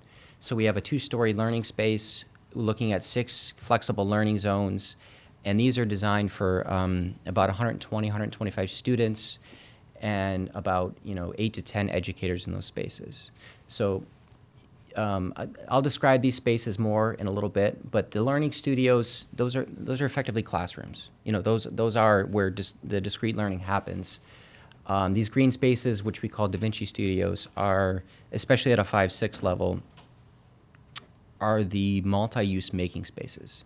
When you think about a small maker space or an art room, these are spaces that have resilient flooring, that have work tables and overhead power and things like that for creating. So these are intentionally situated between, other discrete learning spaces and have direct connection to the outdoors. And what really activates all of that is two things. One is the organization of students. So we talk about that student grouping of about 120, about 4 classes is what it is, but also organization of teachers. It's important that teachers have a shared resource place, a teacher collaboration room, which allows them to sit alongside their peers. So this is this is their office, this is their workroom, this is where they have resources, to learn from each other. A lot of teachers, they want to co-teach, but the space prohibits them. And a lot of that is, they have their own classroom, and they don't really have a space where they can meet with their colleagues, and they can lesson plan, they can learn from one another, and thinking about it as not just having one teacher to 25 students, but the potential to have 2 teachers to 50 students or 4 teachers to 100 students. It allows for more synthesis between that student-educator relationship. It allows for much more dynamic. So going up to the second floor, so what you see here open to below, this is that 2-story heart space. So we're saying there's a gathering stair that brings you up, and the focal point up here is the library. What we've also kind of called this global learning center, and that's just kind of enhanced technology that thinks about the library as not just about local resources, but it's about having video editing, capturability, other technology that transforms that. But this is that we were fortunate enough to experience and spend some time at the Princeton Public Library. It is an amazing space. I think everybody here probably has been through it, understands, that it has multiple zones to it. It has, transparency to it, but yet everybody respects it and is still quiet, respects the resources. How do we create that in a school environment? So this is really, we're going to have more meetings with media specialists tomorrow to see how we can create that. On the right here are some of the more creative specialty spaces. So art with a direct connection to a project terrace,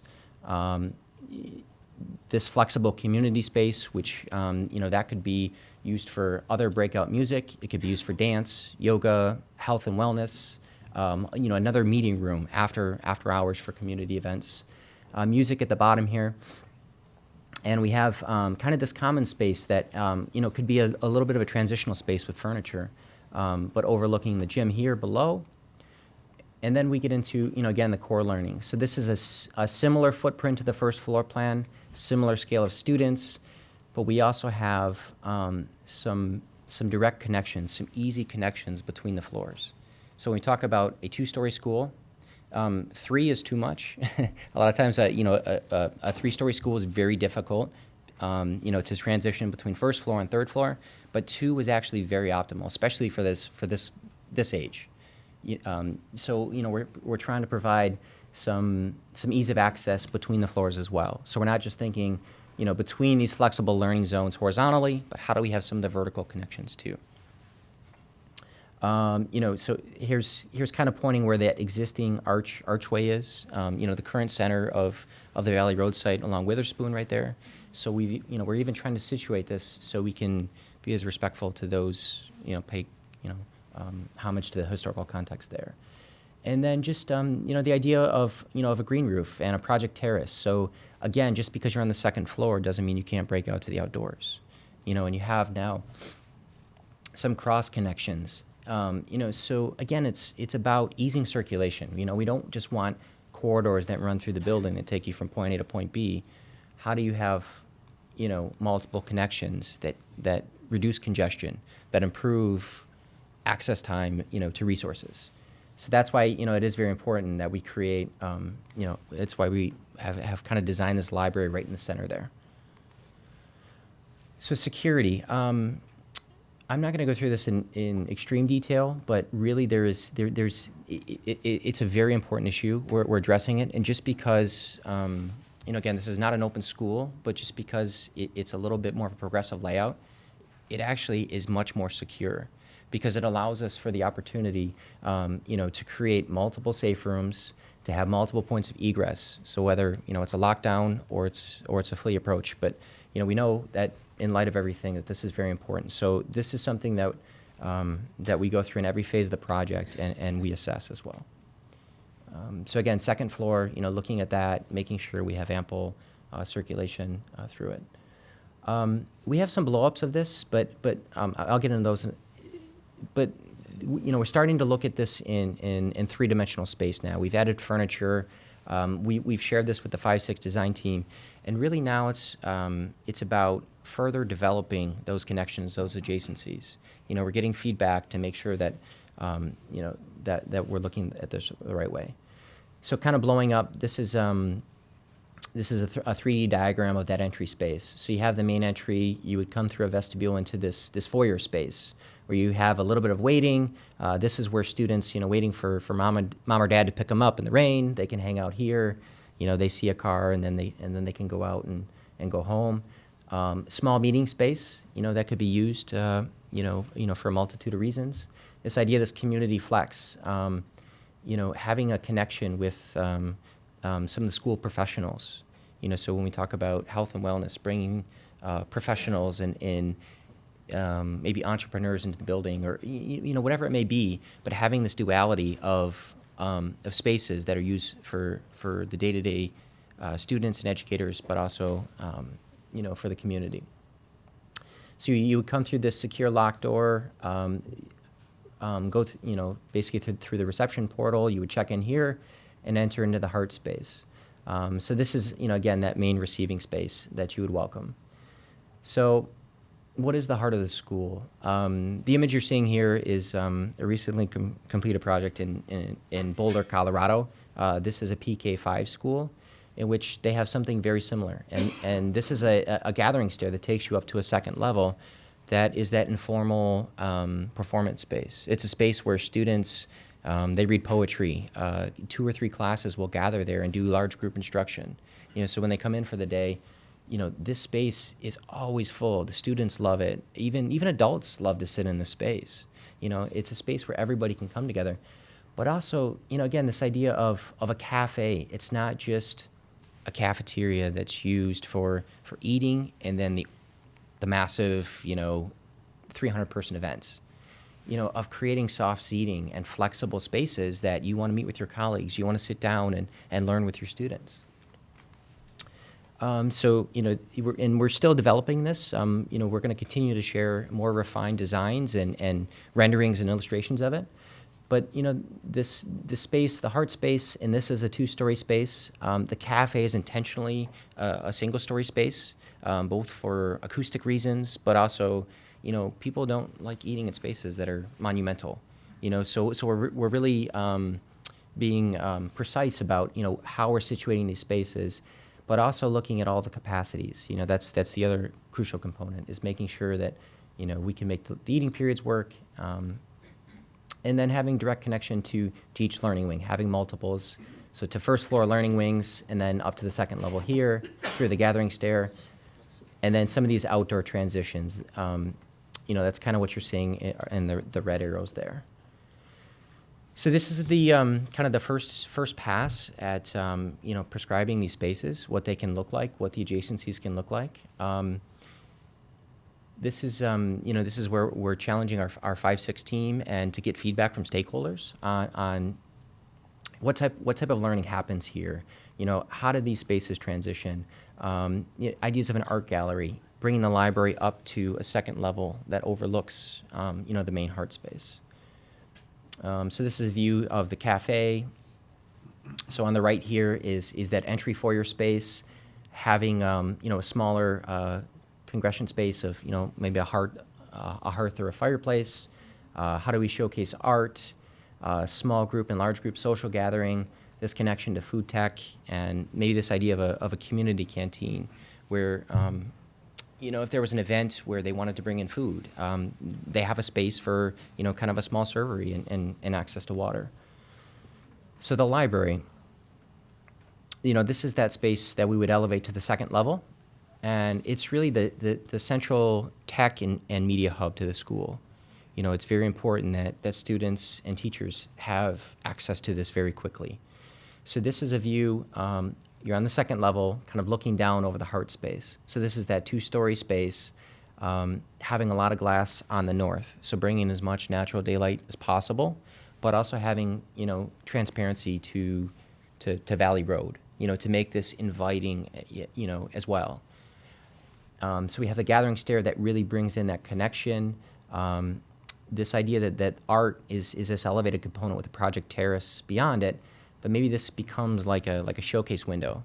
The students can actually have this kind of think retail store where they can put 2D and 3D art and they can display it in this space. And we could even do a pull curtain behind it. So if you want to see the activity, the bustling in the art room, you open it.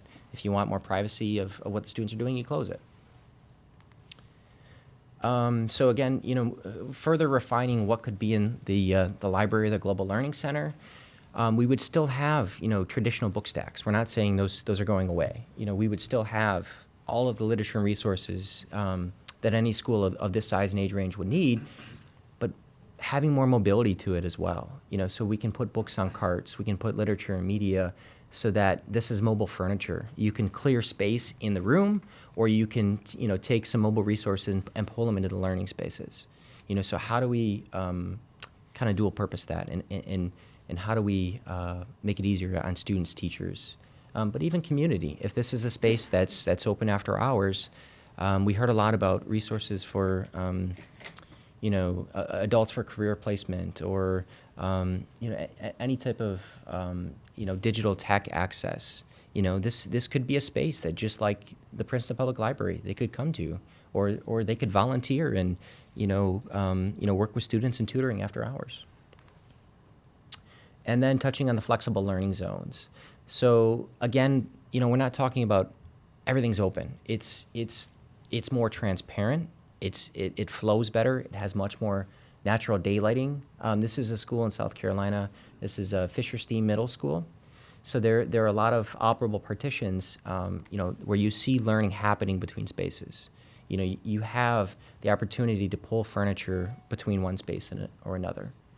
So when we kind of do a blow up of that, this is kind of the line of one of those flexible learning zones. You see a little bit of one here as well. But these are designed for around 120 students, talking about the 10 to 12 educators in this teacher collab, this shared resource for the teachers. The learning studios, kind of that more discrete, class-based learning. But the furniture is much more flexible. It has opportunity to rearrange it very quickly. It has maybe different seating varieties for students. Not every student learns the same way. Some need, high stations, some need low stations, the ability to fidget, things like that. But then they can bring furniture in between the learning studios and the common spaces. And these are just breakout spaces. What you don't see here are corridors, right? So we're saying by improving this area that's kind of in the beige, by treating those with enough space and looking at the circulation, we're gaining that much more usable space that you might not have in an existing school environment. So it's not saying that this is a bigger school. It's actually the same size as if you were to design it in a traditional way. It just has better flow and more enrichment of the spaces and transitions. The seminar spaces, these would be smaller, about 10 to 12 students. These would be more breakout zones, maybe pulling in for specialty. If we're talking about one teacher working with a smaller group of students, they have that space. A specialist needs to kind of pull in a few students. They have multiple spaces, because it's not just about bringing the students to the specialist. How do you immerse the specialist within the core learning space? So I guess, kind of to wrap up, where we're at right now. So this week, it's really about receiving feedback on the direction we have, making further refinements. At the bottom here, we still have that DOE submission that we're striving for, that we have to submit on April 10th.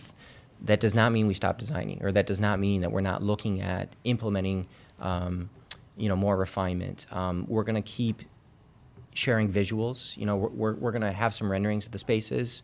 We're looking at, the idea of showing an animation that describes how you go through these spaces. And then we're going to keep building on the exterior and the envelope, what the design of that looks like. Thank you. Great.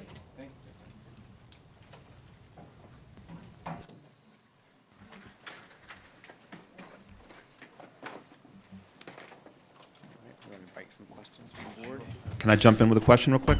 So, sure, so just for the folks in the public, just so you know the agenda, we're going to go around the board and just ask if the board has any questions, and then I think pretty soon after that, we'll open it up to the public for any questions you may have on either of the two presentations. So with that, go ahead. You already sort of answered my question, but you mentioned you can't really do 3 stories. But it seems like, why wouldn't that work? And would that be way more capacity than we'd need? And is it cost effective? Is it, yeah. How much would it add to the project? If you just did it on, I guess, what would be the west wing for just flexible learning areas? So like the core learning space? Well, to do it, you would have to take, instead of 2 floors of 3, you would have 3 floors of 2, right? So it would kind of make it, it's the harder transition to go 2 floors. It's not bad to go down 1 or up 1. You know, that's pretty acceptable. You might be asking if you were to, do you mean build another level? Yeah, of just have a other- 3-story, repeat each floor 3 Oh, I see what you're times. saying. So you'd, instead of 6, you'd have 9 of these okay. areas. Okay, okay. And I'm wondering, I mean, maybe that's way more capacity than we ever could need. It's more than appears to Right. be needed, yeah. So this is being designed for the anticipated need as well as some growth allowance, if you will. And then within this design, there's also flexibility, even I think beyond that, you know, because of the way it's laid out. But you know, that 3rd floor would be to repeat what's there would be beyond what's I think called for by the projections at this point. But if you need it in the future, is it possible to add on inexpensively? I suppose it's possible, but you know, it would pose some challenges. Hi, I just have a question. Thank you very much for that. Thinking about, I know we've spoken about this before in the design team, that whole school performance spaces. You had spoken about that gathering stair. One thing we haven't talked about in a 5-6 school is we have to think about what the arts look like in our school. But I'm wondering, one thing I don't know, I know that you could accommodate the whole school within that cafe heart space, right, along the gathering stair. But do we envision parents coming to a whole school event? Or I know sometimes some JW events move to the high school. I mean, we already have that flexibility in our district. But what do you imagine could happen as far as performances? What do we have space for? Right. So from the feedback we've received, there didn't necessarily seem a need to replicate what's there at JW already. You kind of have a discrete auditorium for this, you know, group range that could suit that function. You know, for more of the 1 or 2 plays that might happen throughout the year. In terms of the informal, so some things that we're looking at are: do you have, you know, a mobile stage? Do you have a fixed stage, you know, at the bottom of the gathering stair? But yes, through the gathering stair itself, but also kind of chairs in front. You know, we can bring in you know, folding chairs and things like that could meet the entire need. So then kind of the stage or the platform becomes the, you know, informal podium for the students to present at. Thank you, that's helpful. Do we envision as the community school that the gym and servery or kitchen would be also open to the community? Because I know given the placement of that might be possible. That's been the wonderful thing about designing a school with the community school in mind, is that you can create those spaces. So just as Justin was showing how they shifted the gym so there was a single entryway to just that space, it could be used after hours. The cafe area internally, same thing, but there's also dining options outside. We even talked about having an oven, a wood-burning oven or something outside. But because there was a sense that food was important. Food brings people together. So how do we create spaces internally and externally in that garden setting that where people could cook and eat? So yes, and other areas as well. I mean, we talked about visiting physicians, giving immunization or dental exams, and all of that is mental health resources for students and families. All of that is part of the consideration. And I had one final question. Let me just go to my notes here. So just clarity for the community, and Stephanie, this might be for you. I know our collaborative furniture is lacking, or maybe we're lacking in collaborative type furniture to fill these spaces. That can be included in our referendum as part of the costs, correct? Okay. It's a really important point. You'll see the furniture is critical to making this work. That flexible, comfortable furniture, different sizes, shapes, and so yes, we've included that in the referendum.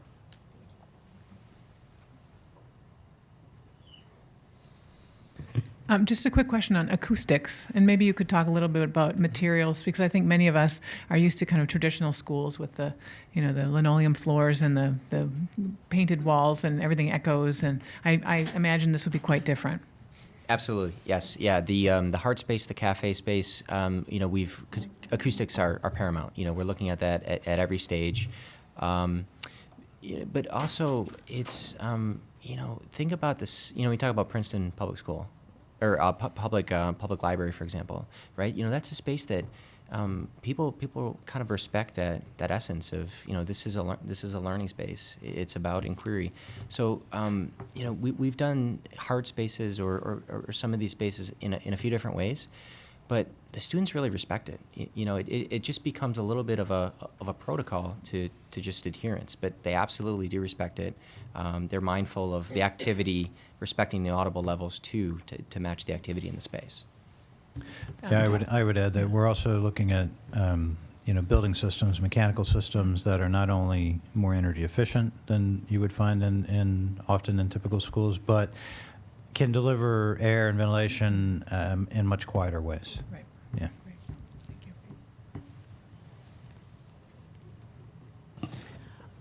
Thank you. And this question is probably for Steve, because my understanding of community schools is that they serve as educational institutions as well as a center of community. And this is a beautiful design, and thank you very much. I think any kid would be very lucky to go to a school that looks like this and functions like this. But what I see one-off, or I'm hearing about one-off things that might invite the community, here's a porch, maybe we could do something outside. There is not, as our library holds itself out as the living room of the community, that's not what this is. And I'm wondering, and again, it's hard to do when you're trying to maintain a secure site for kids to be safe going to school, and I understand that. I'm just really uncomfortable with calling it a community school if part of its intention and the way we go about it is to really integrate the community as opposed to having a space where every once in a while the community can come in. So actually, I might have a different version of what you're describing as a community school. So in my mind, and honestly, we're still in the process of shaping this. So tomorrow there's a meeting of people from the public library, from Human Services, from the Princeton Area Foundation. We probably have a dozen people coming tomorrow to talk more about what is the unique vision for a community school in Princeton. But the idea that I have is you put the child and the parent and the family in the center, and then you have these community partners that support them. And the idea is that the community is coming together to support the mental health, mental and physical health and education of the student, and to increase family engagement. It's not necessarily that it's a school that's open to anyone who wants to come into it from the community. It's open to those community partners that already exist in our town who want to support the learning of students and the engagement of families. Does that make sense? It does. I'm hoping that the folks that come in, that are able to come in, can expand on that definition that you have, because there is a you can Google what is a community school, and it's something different than what you're describing. Not that anybody can walk in, but that it is indeed a center of community that does more than educate children, that it is a space that is a center for community life. So that's, I think we're talking about two different things. I'm not sure we are, Michelle. I think we're talking about a different version on maybe the same idea. So if I'm bringing in families, parents to learn digital literacy, right? That's for the parents of our students, but they're walking into the building, they're being engaged. They may still interact with students and teachers, and that's building that family engagement that we know is critical for the learning of our students. It may not necessarily be that we're providing digital literacy or English as a second language for everyone in the community, but we're providing it for the parents of the children who are in that school and in our schools, and that's increasing that community engagement and family engagement and learning for those kids and for those parents. I'd offer, Greg, if you want to jump in and talk a little bit about your sense, or Jess. Yeah, actually, tomorrow we're gonna try to engage in a sort of more detailed discussion about what is a community school for our community, and I think the power of the idea behind the community school movement, which has existed for 40 years, even longer than that. I mean, it really taps into what public education is, that it derives from each individual community, and so I think that's part of the power, but also part of the challenge for us is to how do we take this concept, which is very powerful, and talks about how we provide services for every one of our children and every one of our students, but how do we prioritize all the different wonderful resources we have in this community, and think about how we bring them together and create exactly what you said, Michelle, sort of like a community hub. But each community hub reflects a different community. And that's part of what I think the discussion, as we proceed, will have to be as well. And We just need to make sure that the community that we're talking about is at the table. So that when we talk about community, that we make sure that people who are part of this community that we are allegedly targeting You're welcome are to come present. tomorrow. They're there. We have probably 15 people who've been engaged in this conversation, and we're looking forward to developing it more. But I think the goal here too is to go beyond the 3 to 8 Monday through Friday learning. That we know learning happens after hours, as Justin was saying. It happens over the summer. It's the tutoring. It's the enrichment. Good community schools have a community coordinator, someone whose job it is to know the kids, to know the families, to know the community partners, to bring them together in ways that happen in the school and even outside the school. So we're having conversations with people who've done that work as community school coordinators, and we're learning from their experience and filtering that into the design the vision we're trying to create. I'm sorry. I just wanted to add, tomorrow we're having a medical professional, a doctor, join us who has worked in community schools, a member of the community who, can guide us. I think she worked in Trenton. So there's, like Greg said, it's a different community, but I think our goal is the same in that we want to, we talk a lot about serving the underserved, and I think this is a big step towards it. And we're trying to listen to lots of different people so that we come up with the best design. And I think over the last 8 years or so, there's been an upsurge in community schools. And the reason is partly because our public school students are becoming much more diverse across the country. And so this is a way of targeting the type of services that not everybody needs, but some of our students need. And this is a better way of prioritizing and bringing in resources and doing it. When we talked about sustainability, about how long-term sustainability we can actually, it's actually cheaper, if we build it in. It's the same thing here. It's approaching services and approaching ways of trying to bring services to the students who need it, and also taps back to our strategic plan, which is get to know every student, and provide the services that, whether they have needs, special need, there's any sorts of services, but you prioritize and you set it up so that it's more flexible and more natural. And I think that's the sort of discussion that we're trying to engage in with lots of different stakeholders. Plus, there's also opportunities as well, I think, now in reaching out to foundations and some of our other partners to try to bring in some support for that, because that aligns with the whole idea of treating a community holistically. And just, as you said, the library is a wonderful center, And I would love to see whatever this is on this site also be another center and bookend the library. Yeah. Well, I guess I'm not clear in my own mind if we're not talking about a community center, right? I mean, we're talking about a community school. It's a little Correct. different, right? So if there's a nexus to education for people who attend that school, that's one thing. If it's, it's not, to my understanding anyway, I'm not making a statement, I'm asking a question. It's not a community center, right? Correct. It's like, so if there are people who happen to live nearby who want to have a meeting, let's say, but they're not students or parents or, connected to students, that's not what we're talking about. The library does that, but the school doesn't do that, right? I mean, we're talking about students here. Am I right about that?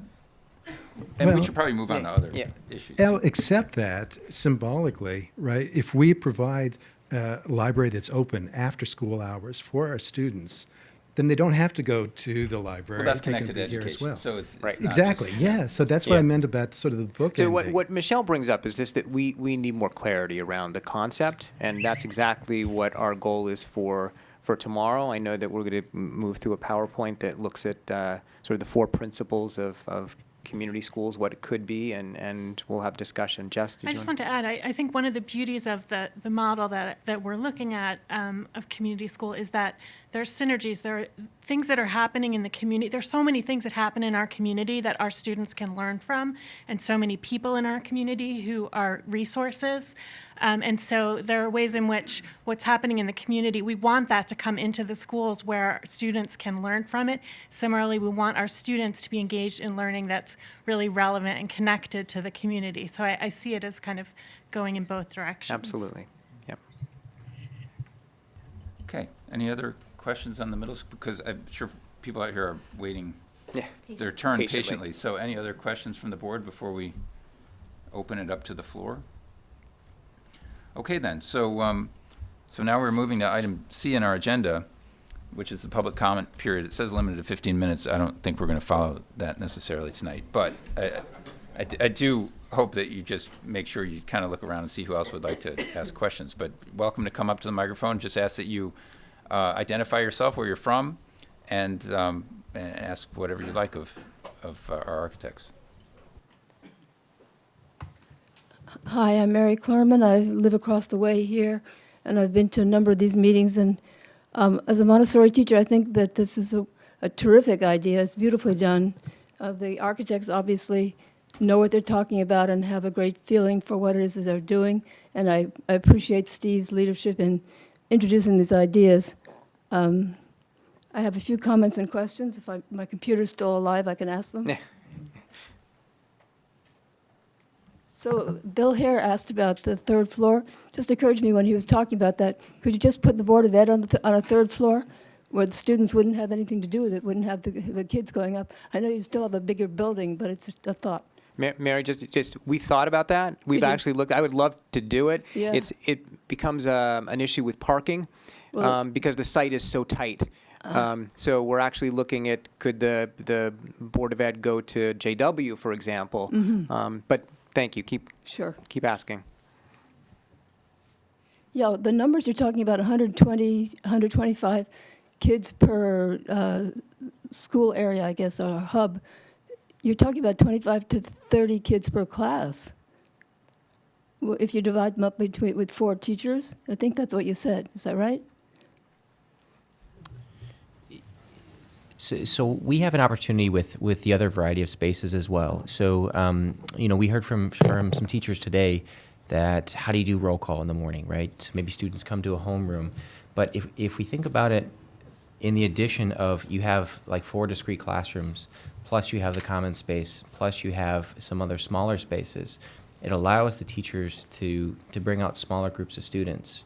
So we're looking at this in refinement, and exactly what it means is educational groupings, but we're not going to go more than like 25, 26 students per class. Okay, I understand that, but then if you have smaller groups, where are the other teachers for those smaller groups? Perhaps at the middle school, the 5th teacher is often the foreign language teacher. That may be, I don't know where those foreign language teachers will be housed or what that will look like. But we had the same question this morning, and we've discussed, we're thinking about that as well. Okay. Yep. And then you're speaking about the community school. We've been very concerned about how that would actually work out. And one of the things that I have heard, and don't know this firsthand, is that the community spaces or the use of the, for instance, of the Performing Arts Center was extraordinarily expensive for renters. So how would you actually accommodate outside groups? Would they have to rent space, or what would happen? Well, if we're bringing in people who are supporting our kids, then we're looking at that space differently. And we're also, as was mentioned, we're looking at the possibility of outside funding to support some of the use that would have to go on. So if I have a building that's open on a Sunday, I have to pay custodians double time. There's a cost associated with that. So we need to find that funding. And so that's where we're looking for community partnerships to help us with that as well. Okay, great. And finally, the only dollar figure that I've heard quoted here is $128 million for your bond, and yet you're talking about reduced costs. What's really going to happen? As I mentioned, I don't know if you came in a little bit after the beginning, but we're going to be talking next Tuesday, more specifically about the total cost of the referendum and the tax impact. So at this point, we have heard from all different stakeholders, and we have pretty much everything in the mix. Everything's on the table in terms of cost, and so now we are going through a process of prioritizing and figuring out what's most essential, and balancing that with a tax impact, and we'll be able to present that next week. I'll look forward to hearing it. I just want to say that, I think it's a really wonderful thing. I would love to see the schools done this way. The community is experiencing a lot of transition now. There's pressure on taxes. People's taxes are going up because the house next door is bigger, and it's actually, that's demonstrated. We know that that's true. The athletic fields, for instance, this athletic field was redone at considerable cost just a couple of years ago. I've heard that there's talk about turning all the athletic fields into turf, which would mean changing this to turf. These are questions that come up. And then there's the question also of I understand that your budget for the school itself is going to be higher than, your budget request is going to be higher than has been in the past. It's not going to be 2%, but actually higher than that. And that, furthermore, we're also just now received our mandate from the state to put in affordable housing. So you're talking to a community that's under considerable stress, and you need to take that into account. Thank you. We're well aware. Thank you, Mary. Hi, I'm Heidi Fichtenbaum, and I live at 38 Carnahan Place, and interested to see how the design is developing. Thank you so much. One of the things that I've been thinking about with the design is all the edges. We're very focused on the interior and meeting all the programmatic needs, which is vital. But I look at how the new building faces Witherspoon and the civic buildings across the street, and also how it faces Valley Road, which is a residential street, and the monumentality of that community porch, which I don't know if it really addresses the scale of the homes. And I understand the sort of the push and pull that you're facing with how do you enter the school, how do you deal with the emergency traffic, all of the things that you're trying to resolve. But what it looks like to me when I look at the floor plan, so that's like maybe not the best representation to understand it, but when I look at it, I see that community porch and it says to me front door, and that's not the front door. The front door is this thing that's off at an angle that's facing this parking and drop off. And that doesn't seem to have much of, it doesn't say, I receive you, please come in here. And it, if you're saying, oh, the kid's waiting and it's raining, how many kids can really wait in that little vestibule while it's raining? Is that where the porch needs to really be? And could that community porch piece be a smaller scale that addresses the homes across the street? So I just want to think about sort of throw that out there for you guys to think about this idea of scale and the pieces of a community that the architecture addresses. And the other thing about the community porch is it doesn't seem like a space that would be well used, honestly. I mean, I can see that space behind the heart space where the cafe bleeds out into the outdoor space. I can see that being heavily used.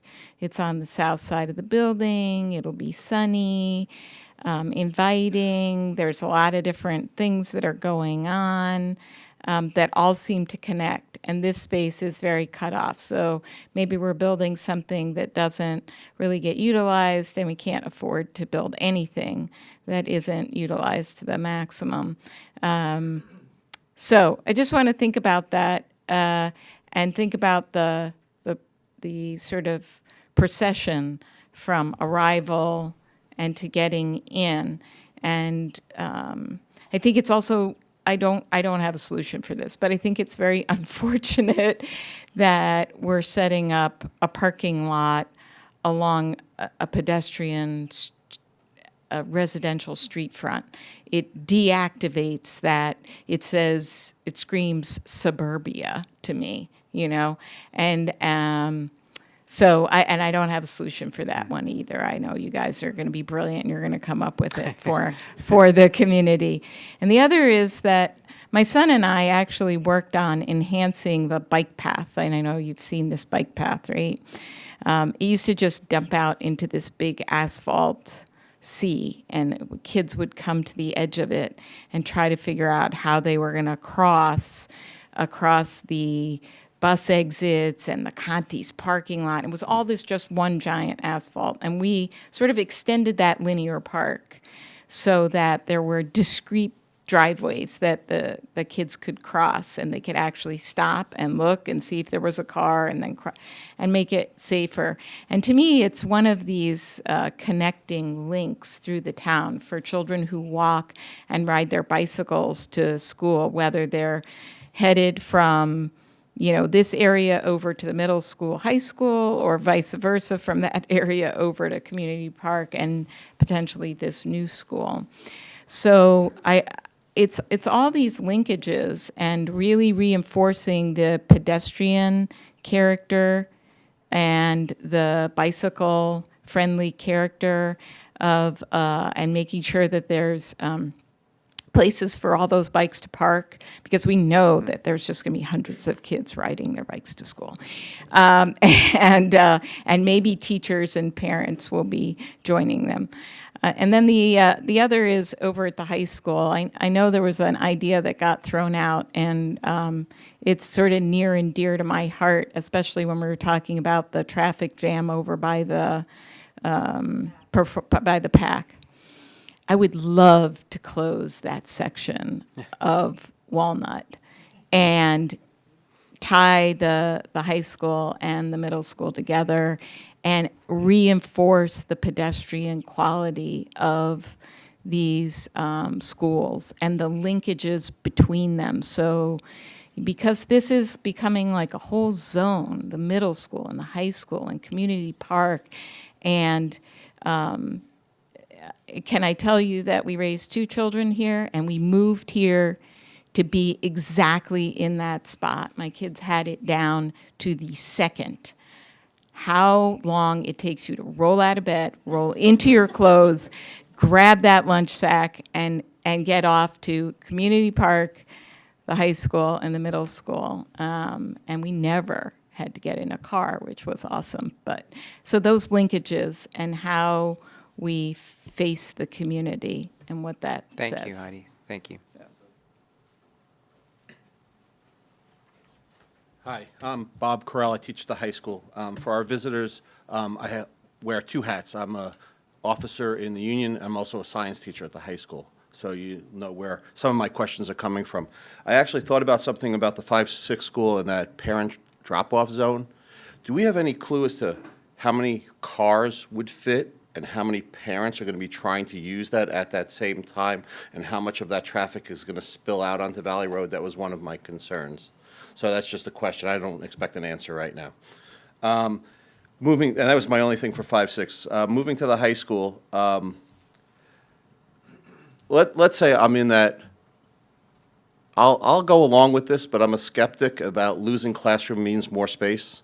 First of all, let me say, I think capturing the courtyards is inspired. I like the design. I like a lot of what I saw. The common space, there's often times where many teachers want to get together and bring in an outside speaker, and those stairs were great. That would handle a lot of the things we do. That was great. If I was correct in what I saw, nothing that you're going to do is going to affect the current parking situation. We're not going to lose spots to parking. Is that a correct assumption from what I saw? Which is a good thing because we don't have enough parking as it is.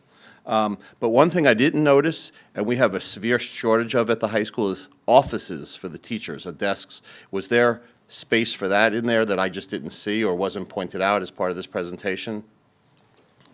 Yes, there were. They were labeled as teacher collaboration rooms, and within each flexible learning zone, there's a space for that. Okay. Speaking of flexible classrooms, I can certainly envision, an English classroom, a history classroom, where you move the desks and wall. And I understand the need. We have a science classroom with 10 kids that's designed for 24 kids. I understand that. How do you move pipes and water and sinks and stuff like that? Or am I totally missing the point on this? There's still science labs, and so don't think that there's, every space is just totally flexible and can be reconfigured in that. And so, the next step is we're still kind of big picture, and we really need to get much further into the weeds, but there still will be fixed labs and dedicated spaces for that to happen. And so, we don't have the flexibility to move pipes. However, there are some systems, newer systems, that do allow more flexibility within science labs that we can get into. So. Okay, good. And then my final question is, I've been through this war once before. Okay, I watched outside my classroom the construction company push dirt from one end of the yard to the other and back to the other end until they struck the gas line. So how long is this pain going to last from October until we're done? So we're still working out the details on that, but obviously at the high school it'll be a phased construction project, so it'll be area by area. The initial thinking as we've begun to look at it is obviously the courtyards are our new space, so that would be the first step, would be to try and create that new space, so we create some swing space that we can adapt. Even if that courtyard space might be initially set up to serve as a series of classrooms so that we can empty another section of the building and renovate that. So, I won't harbor any illusions for you that it's going to be pain-free, right?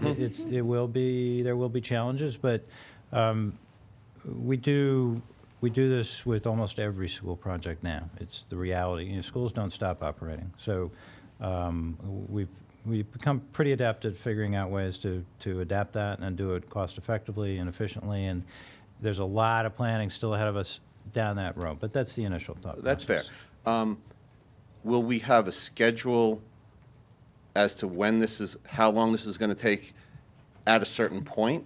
Like on October 2nd, will we have a schedule, or is it further down the road from that? It's probably a little bit further, but not much beyond that. Okay. Yeah. Thank you. Thanks, Bob. Thanks. Toby Israel, Walnut Lane in Princeton. First, I want to thank you for really a great presentation, and I also think that the idea of capturing the inward space is really inspired. And I gather there's a lot of fine-tuning to come, and I look forward to seeing that. In focusing on the inward space, we have looked at a lot of the functionality and so on, but I haven't heard or seen any elevations of the outside space. And I'm really concerned about the outside of the space as much as I am by the inside. In particular, I know I've said this before, it's getting to be a broken record, but is there going to be any effort to remediate what's already been done on the back of the school? I noticed we didn't have any any photos of that because who wants to see that even in a photo? So remediation, and then also what is the look and feel? What is the aesthetic on the inside? A lot of the images you showed were kind of minimalist architecture, and I'm not opposed to having historic architecture and minimalist. It just has to be done right, and we haven't talked so much about that.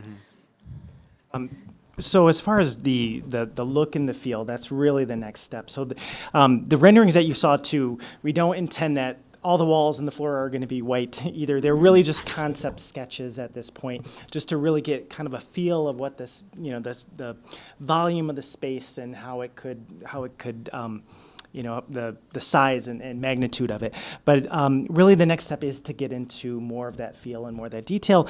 And through that process, we're not coming with any preconceived, or we're not coming with our own ideas for this, that we really want to engage you, Princeton, and the community broadly of what is that look going to be like. And so we know, for instance, at the high school that there's a strong historical character to the exterior, and the front of it is very highly regarded. And even there's parts as you get into the school that are just amazing spaces that in some areas that were just, there's kind of like lay-in ceilings that are just kind of added after the fact. And we want to try to really find opportunities where we can really enhance those opportunities. So we will get into all of that detail, and at a future point, we'll be showing some of those renderings, and we'll have more detailed renderings with finishes and materials that you can see and comment on that aspect. Great, thank you.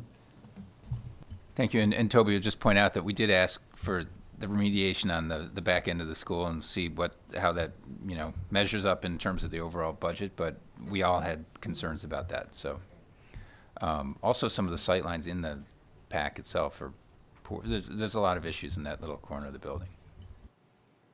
Hi, Dana Drybalbus. I live up on Balcourt Drive. Some of you may know my daughters Carol and Emily, who graduated in 07 and 10. So a quick observation and then a request. Quick observation, I sat through the whole PowerPoint by the architect at JW, with the whole thing.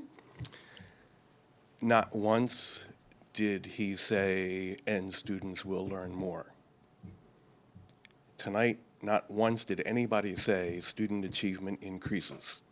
So in the spirit of Mr. Sullivan's comments about do the math, and I would take that a step further of show us the results. I don't want our kids to be guinea pigs. If this hasn't worked somewhere else, I don't know why we do it, because the current school is not broken. We don't need to fix a broken school. We need to gild the lily. That's the kind of district we are. We're at the top of the pack. Great. So coupled with cost per square foot, which I'm sure you'll get to, I guess I would challenge the board members. Show us the results. Demand the results. Are SAT scores going to increase by 10%? Are achievement scores going to go up by 20%?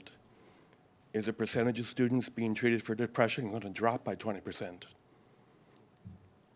I think that's what we're talking about, but I don't think it can be taken for granted.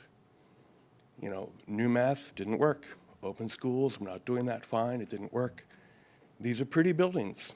I love the idea.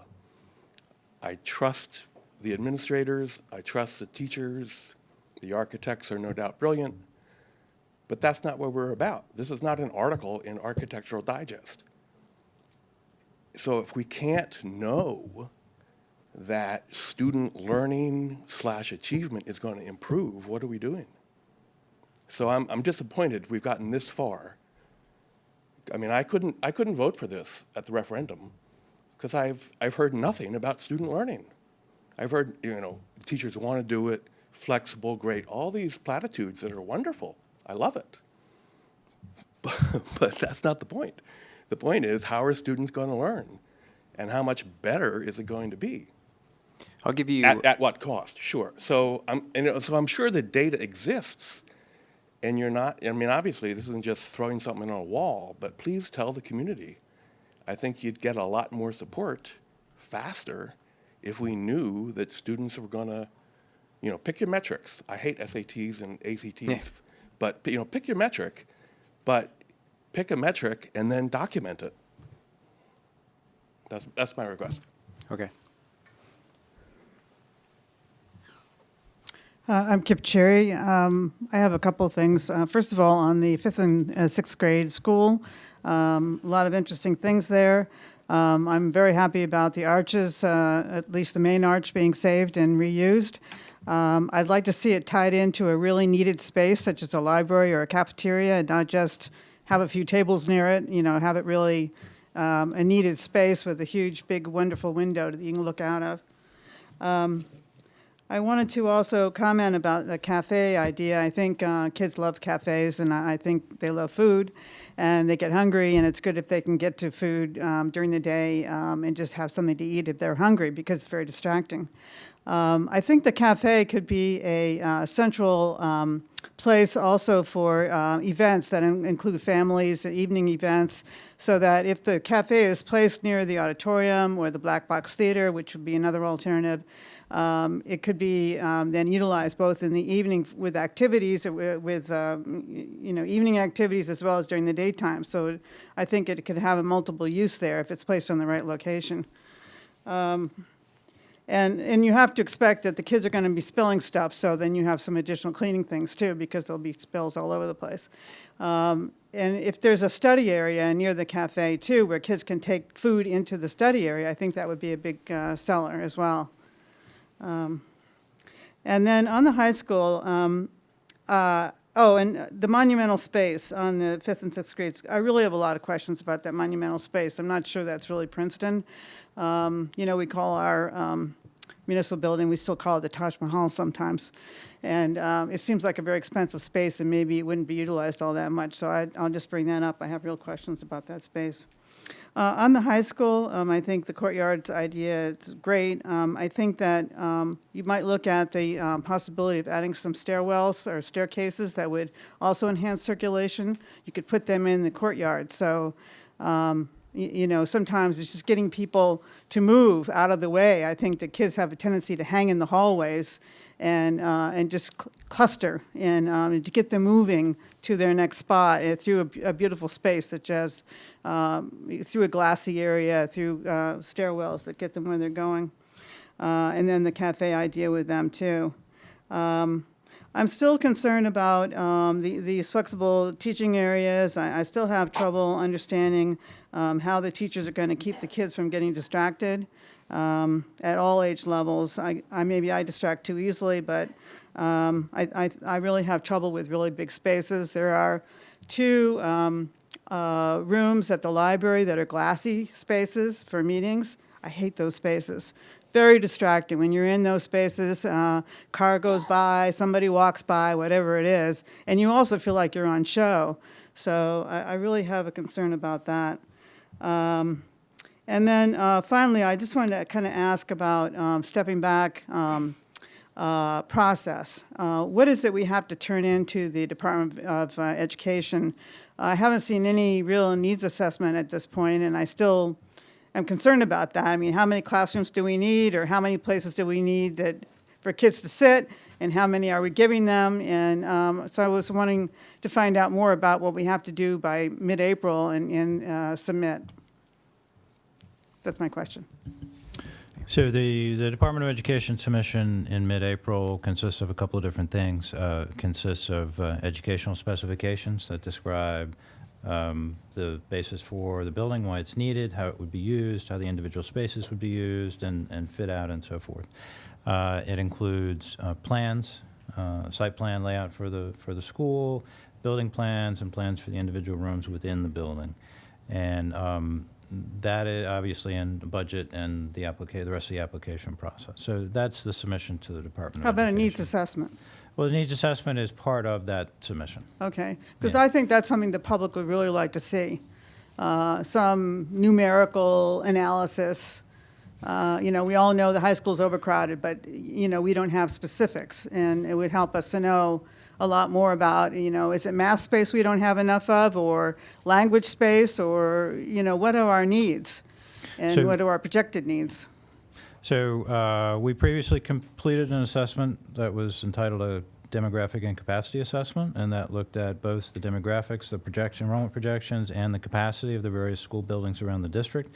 That assessment showed, and that would be part of the DOE submission, that assessment showed that the need at the high school in particular, and at the middle school is a pretty broad range of educational space. The enrollments have since been done several times, taking into consideration different parameters for potential housing and so forth. So those have all been part of the picture and established, if you will, a range from kind of a low anticipated to a high anticipated range. The current housing settlement would potentially fall somewhere in between that range, in the middle of that range that was developed. So that is also part of what gets submitted to the Department of Education.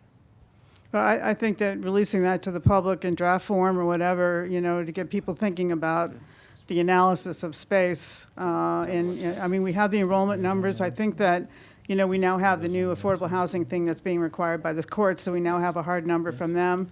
And so we can update our enrollment numbers that way, I would think. Yeah, I think these materials are on the website currently. We're confirming that. But I don't think any space, it's only enrollment, but I don't think there's any space analysis that I've seen or heard about.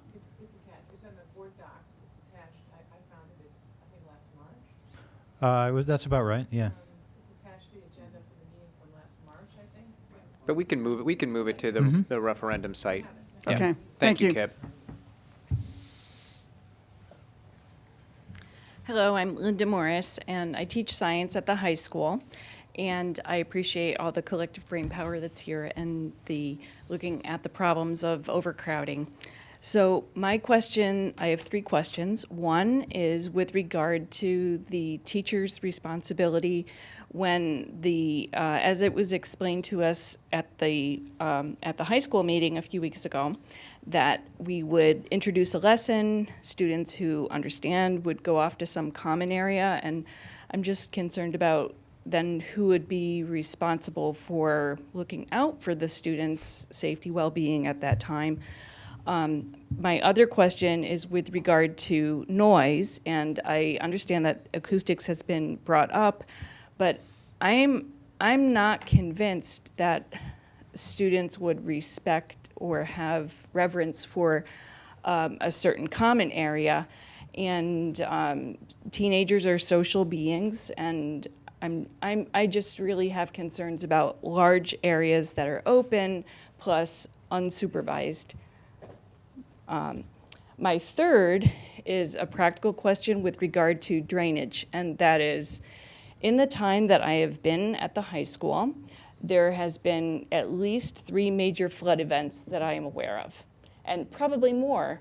But because the parking lot in the rear of the school drains right down into the Performing Arts Center after the drainage basin, I don't know if that is an issue that will be addressed with this current construction.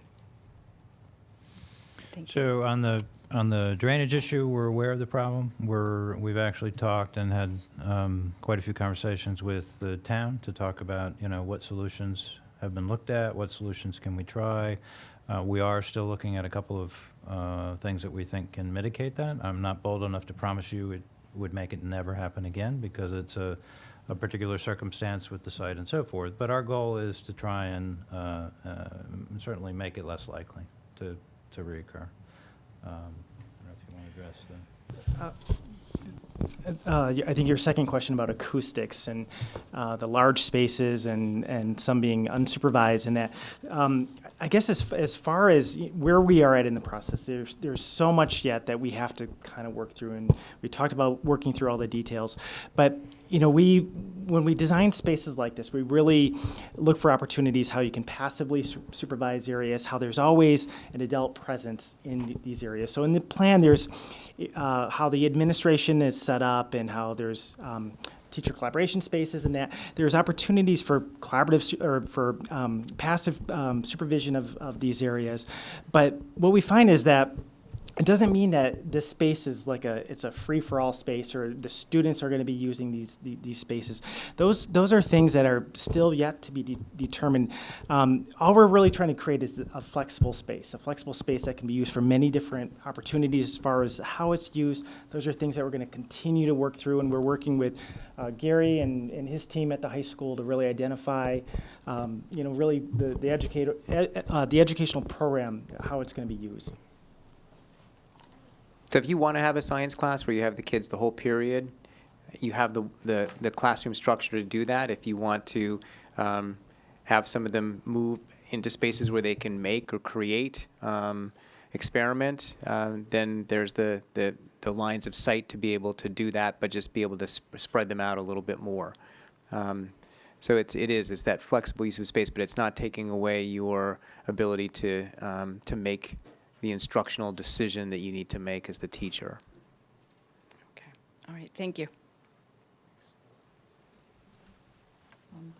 Peter Thompson. I'm a Princeton resident, and I really like what I'm seeing here with the plans for the high school and all. I've lived here since my parents moved us from Knoxville, Tennessee, to Princeton for the public schools, and I went to the Nassau Street School. I went to the John Witherspoon School when it was an elementary school. This was a middle school. Once in the past, I went to school here and at Community Park when it was a split middle school. So I'm very familiar with the schools, and I do like the ideas, and the infilling and all is a really good idea, I think, too. I also am looking at, in our very much more recent history, when we've had our storms over the years and power outages and such, and I believe Johnson Park had some extended power outage recently. I wondered if there's been any discussion with the community, municipality, to look at options for perhaps microgrid capability coupled with solar panel and sustainability that you've been talking about to power the firehouse rescue squad building that's in the works, the municipal building, this building, community park, and the pool building, which has a nice flat roof, just asking to have solar panels put on it. Yeah. And there's state money for this. We missed the last opportunity, but they're doing microgrid planning grants. And I know that with the timelines and all, it'd be hard to build that in at this point, but have that as part of the thought process so that in the event of an extended power outage like we had, it wasn't just Johnson Park that was closed. Right. It was over 1,000 residents in that area, 1,000 homes in that area had no power. So, a place that people can go, I know people were out of power for 4 or 5 days straight in the last week and a half. A place where they can go and have procedures in place ahead of time that the schools in the town have worked out a way to get the word out to people and tell them that we have a place to go. So it's something to think about, particularly with, the rescue squad building a new facility. We have a lot of duplicate facilities here, backup generators at each of these buildings. You're talking about putting one at Community Park. So it's something to look at. I know there are definite costs there, but as I said, there's state money that is out there, and they're looking at ways to do this and model it for other towns. So it's something to consider. Thank you, Peter. Thank you.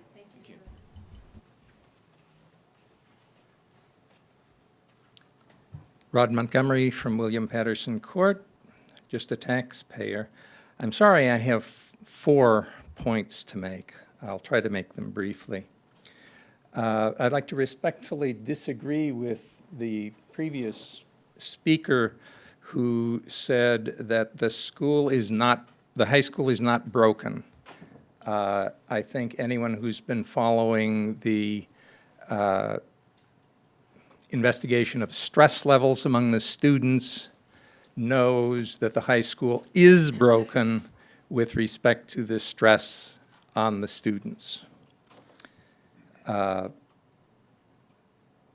Second point, Superintendent Cochran a few minutes ago talked about moving some document to the referendum site.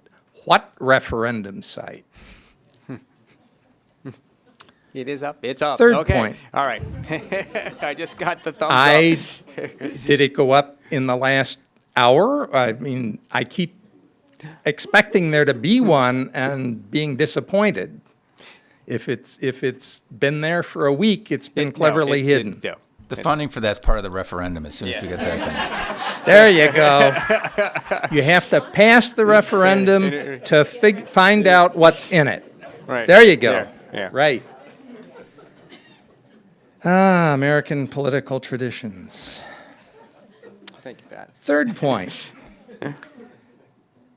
The reconnaissance report from the architects from several months ago links to 4 case studies, 3 for elementary schools and 1 for what turns out, if you dig into it, turns out to be a grade 3 through 8 school.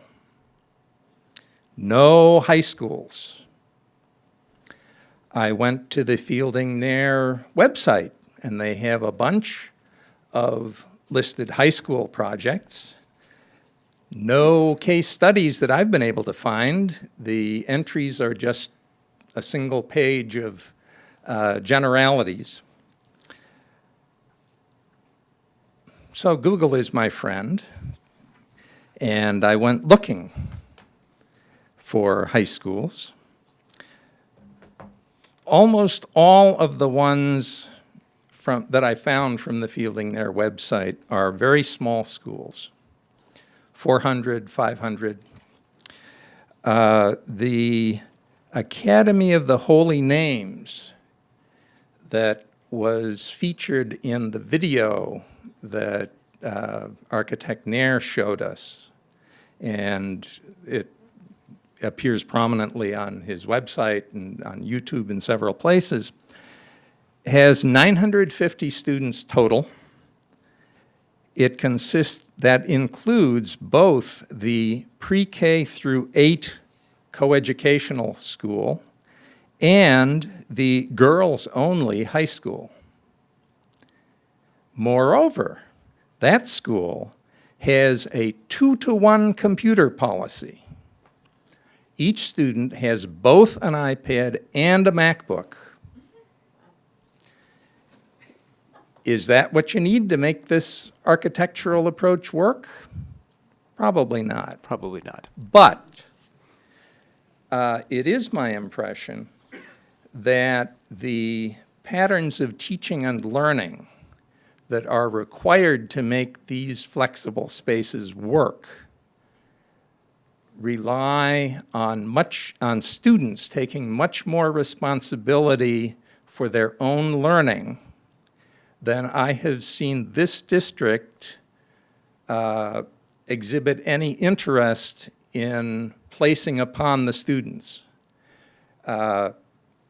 If there have been experiments, I haven't seen them, and I've been following both board meetings and Student Achievement Committee meetings for several years now. Maybe I've just been asleep when they've been, when the presentations have been made. I did Google up a pair of books of peer-reviewed research by professional educational researchers working in collaboration with the teachers and administrators of the schools involved, about 4 small high schools in Australia that were rebuilt, taking inspiration from the Fielding Nair work. In fact, one of them, there is a diagram with the FNI logo on it, giving an architectural layout of one of the schools. So I assume that Fielding Nair was involved. I've just begun reading them, but my impression from the start is that the reason the schools work is that the students take much more responsibility for their own learning. So thank you for your attention, and thank you for your work on behalf of Princeton students. Thank you, Mr. Montgomery. Thank you, Mr. Montgomery. Hello, I'm Doug Sawyer, live at 94 Harris Road, and I'm really very happy that we lived in Princeton and our kids went through Princeton High School. The education there served them very well. They are a graduate of a very good college, and my son is also in college now. My concern is the plans for the athletic fields. I work from home a lot. My wife works from home a lot. We live right across the creek from the baseball fields. I love hearing practice. I love the games are there after school. So our concern is, or my concern is, the plans for the athletic fields, do they include lights? Because I think that would very much degrade the quality of life for the people that live around the ball field. They do not include lights. Great to hear. Thank you. Yep. Yeah. Well, thanks. Any other questions or comments from the audience tonight? Before we adjourn, I just want to make one other point about, we started with finance, and I want to end with finance, if that's okay. And about a year ago, not a year ago, the last calendar year, we've created an ad hoc committee to deal with finance specifically with respect to the not-for-profits in our town. So alternative revenue is, I think, the name of our ad hoc committee. And they've been working really hard over the last year and a half, and this year includes our chair, Daphne Kendall, and Betsy Baglio, and Greg Stankiewicz. And there was an article, I think, just came out recently about the Institute for Advanced Study and their very generous support of Princeton Public Schools of $100,000 a year over the last 5 years. And then also Princeton Seminary has also previously announced, has stepped up to almost providing another $100,000, very close to $100,000. And so if you think about that over a 5-year period, and we hope and expect that it'll go beyond that, but over a 5-year period, this committee has raised almost $1 million of annual, or $1 million that go to our annual budget over that 5-year period, which is a tremendous accomplishment.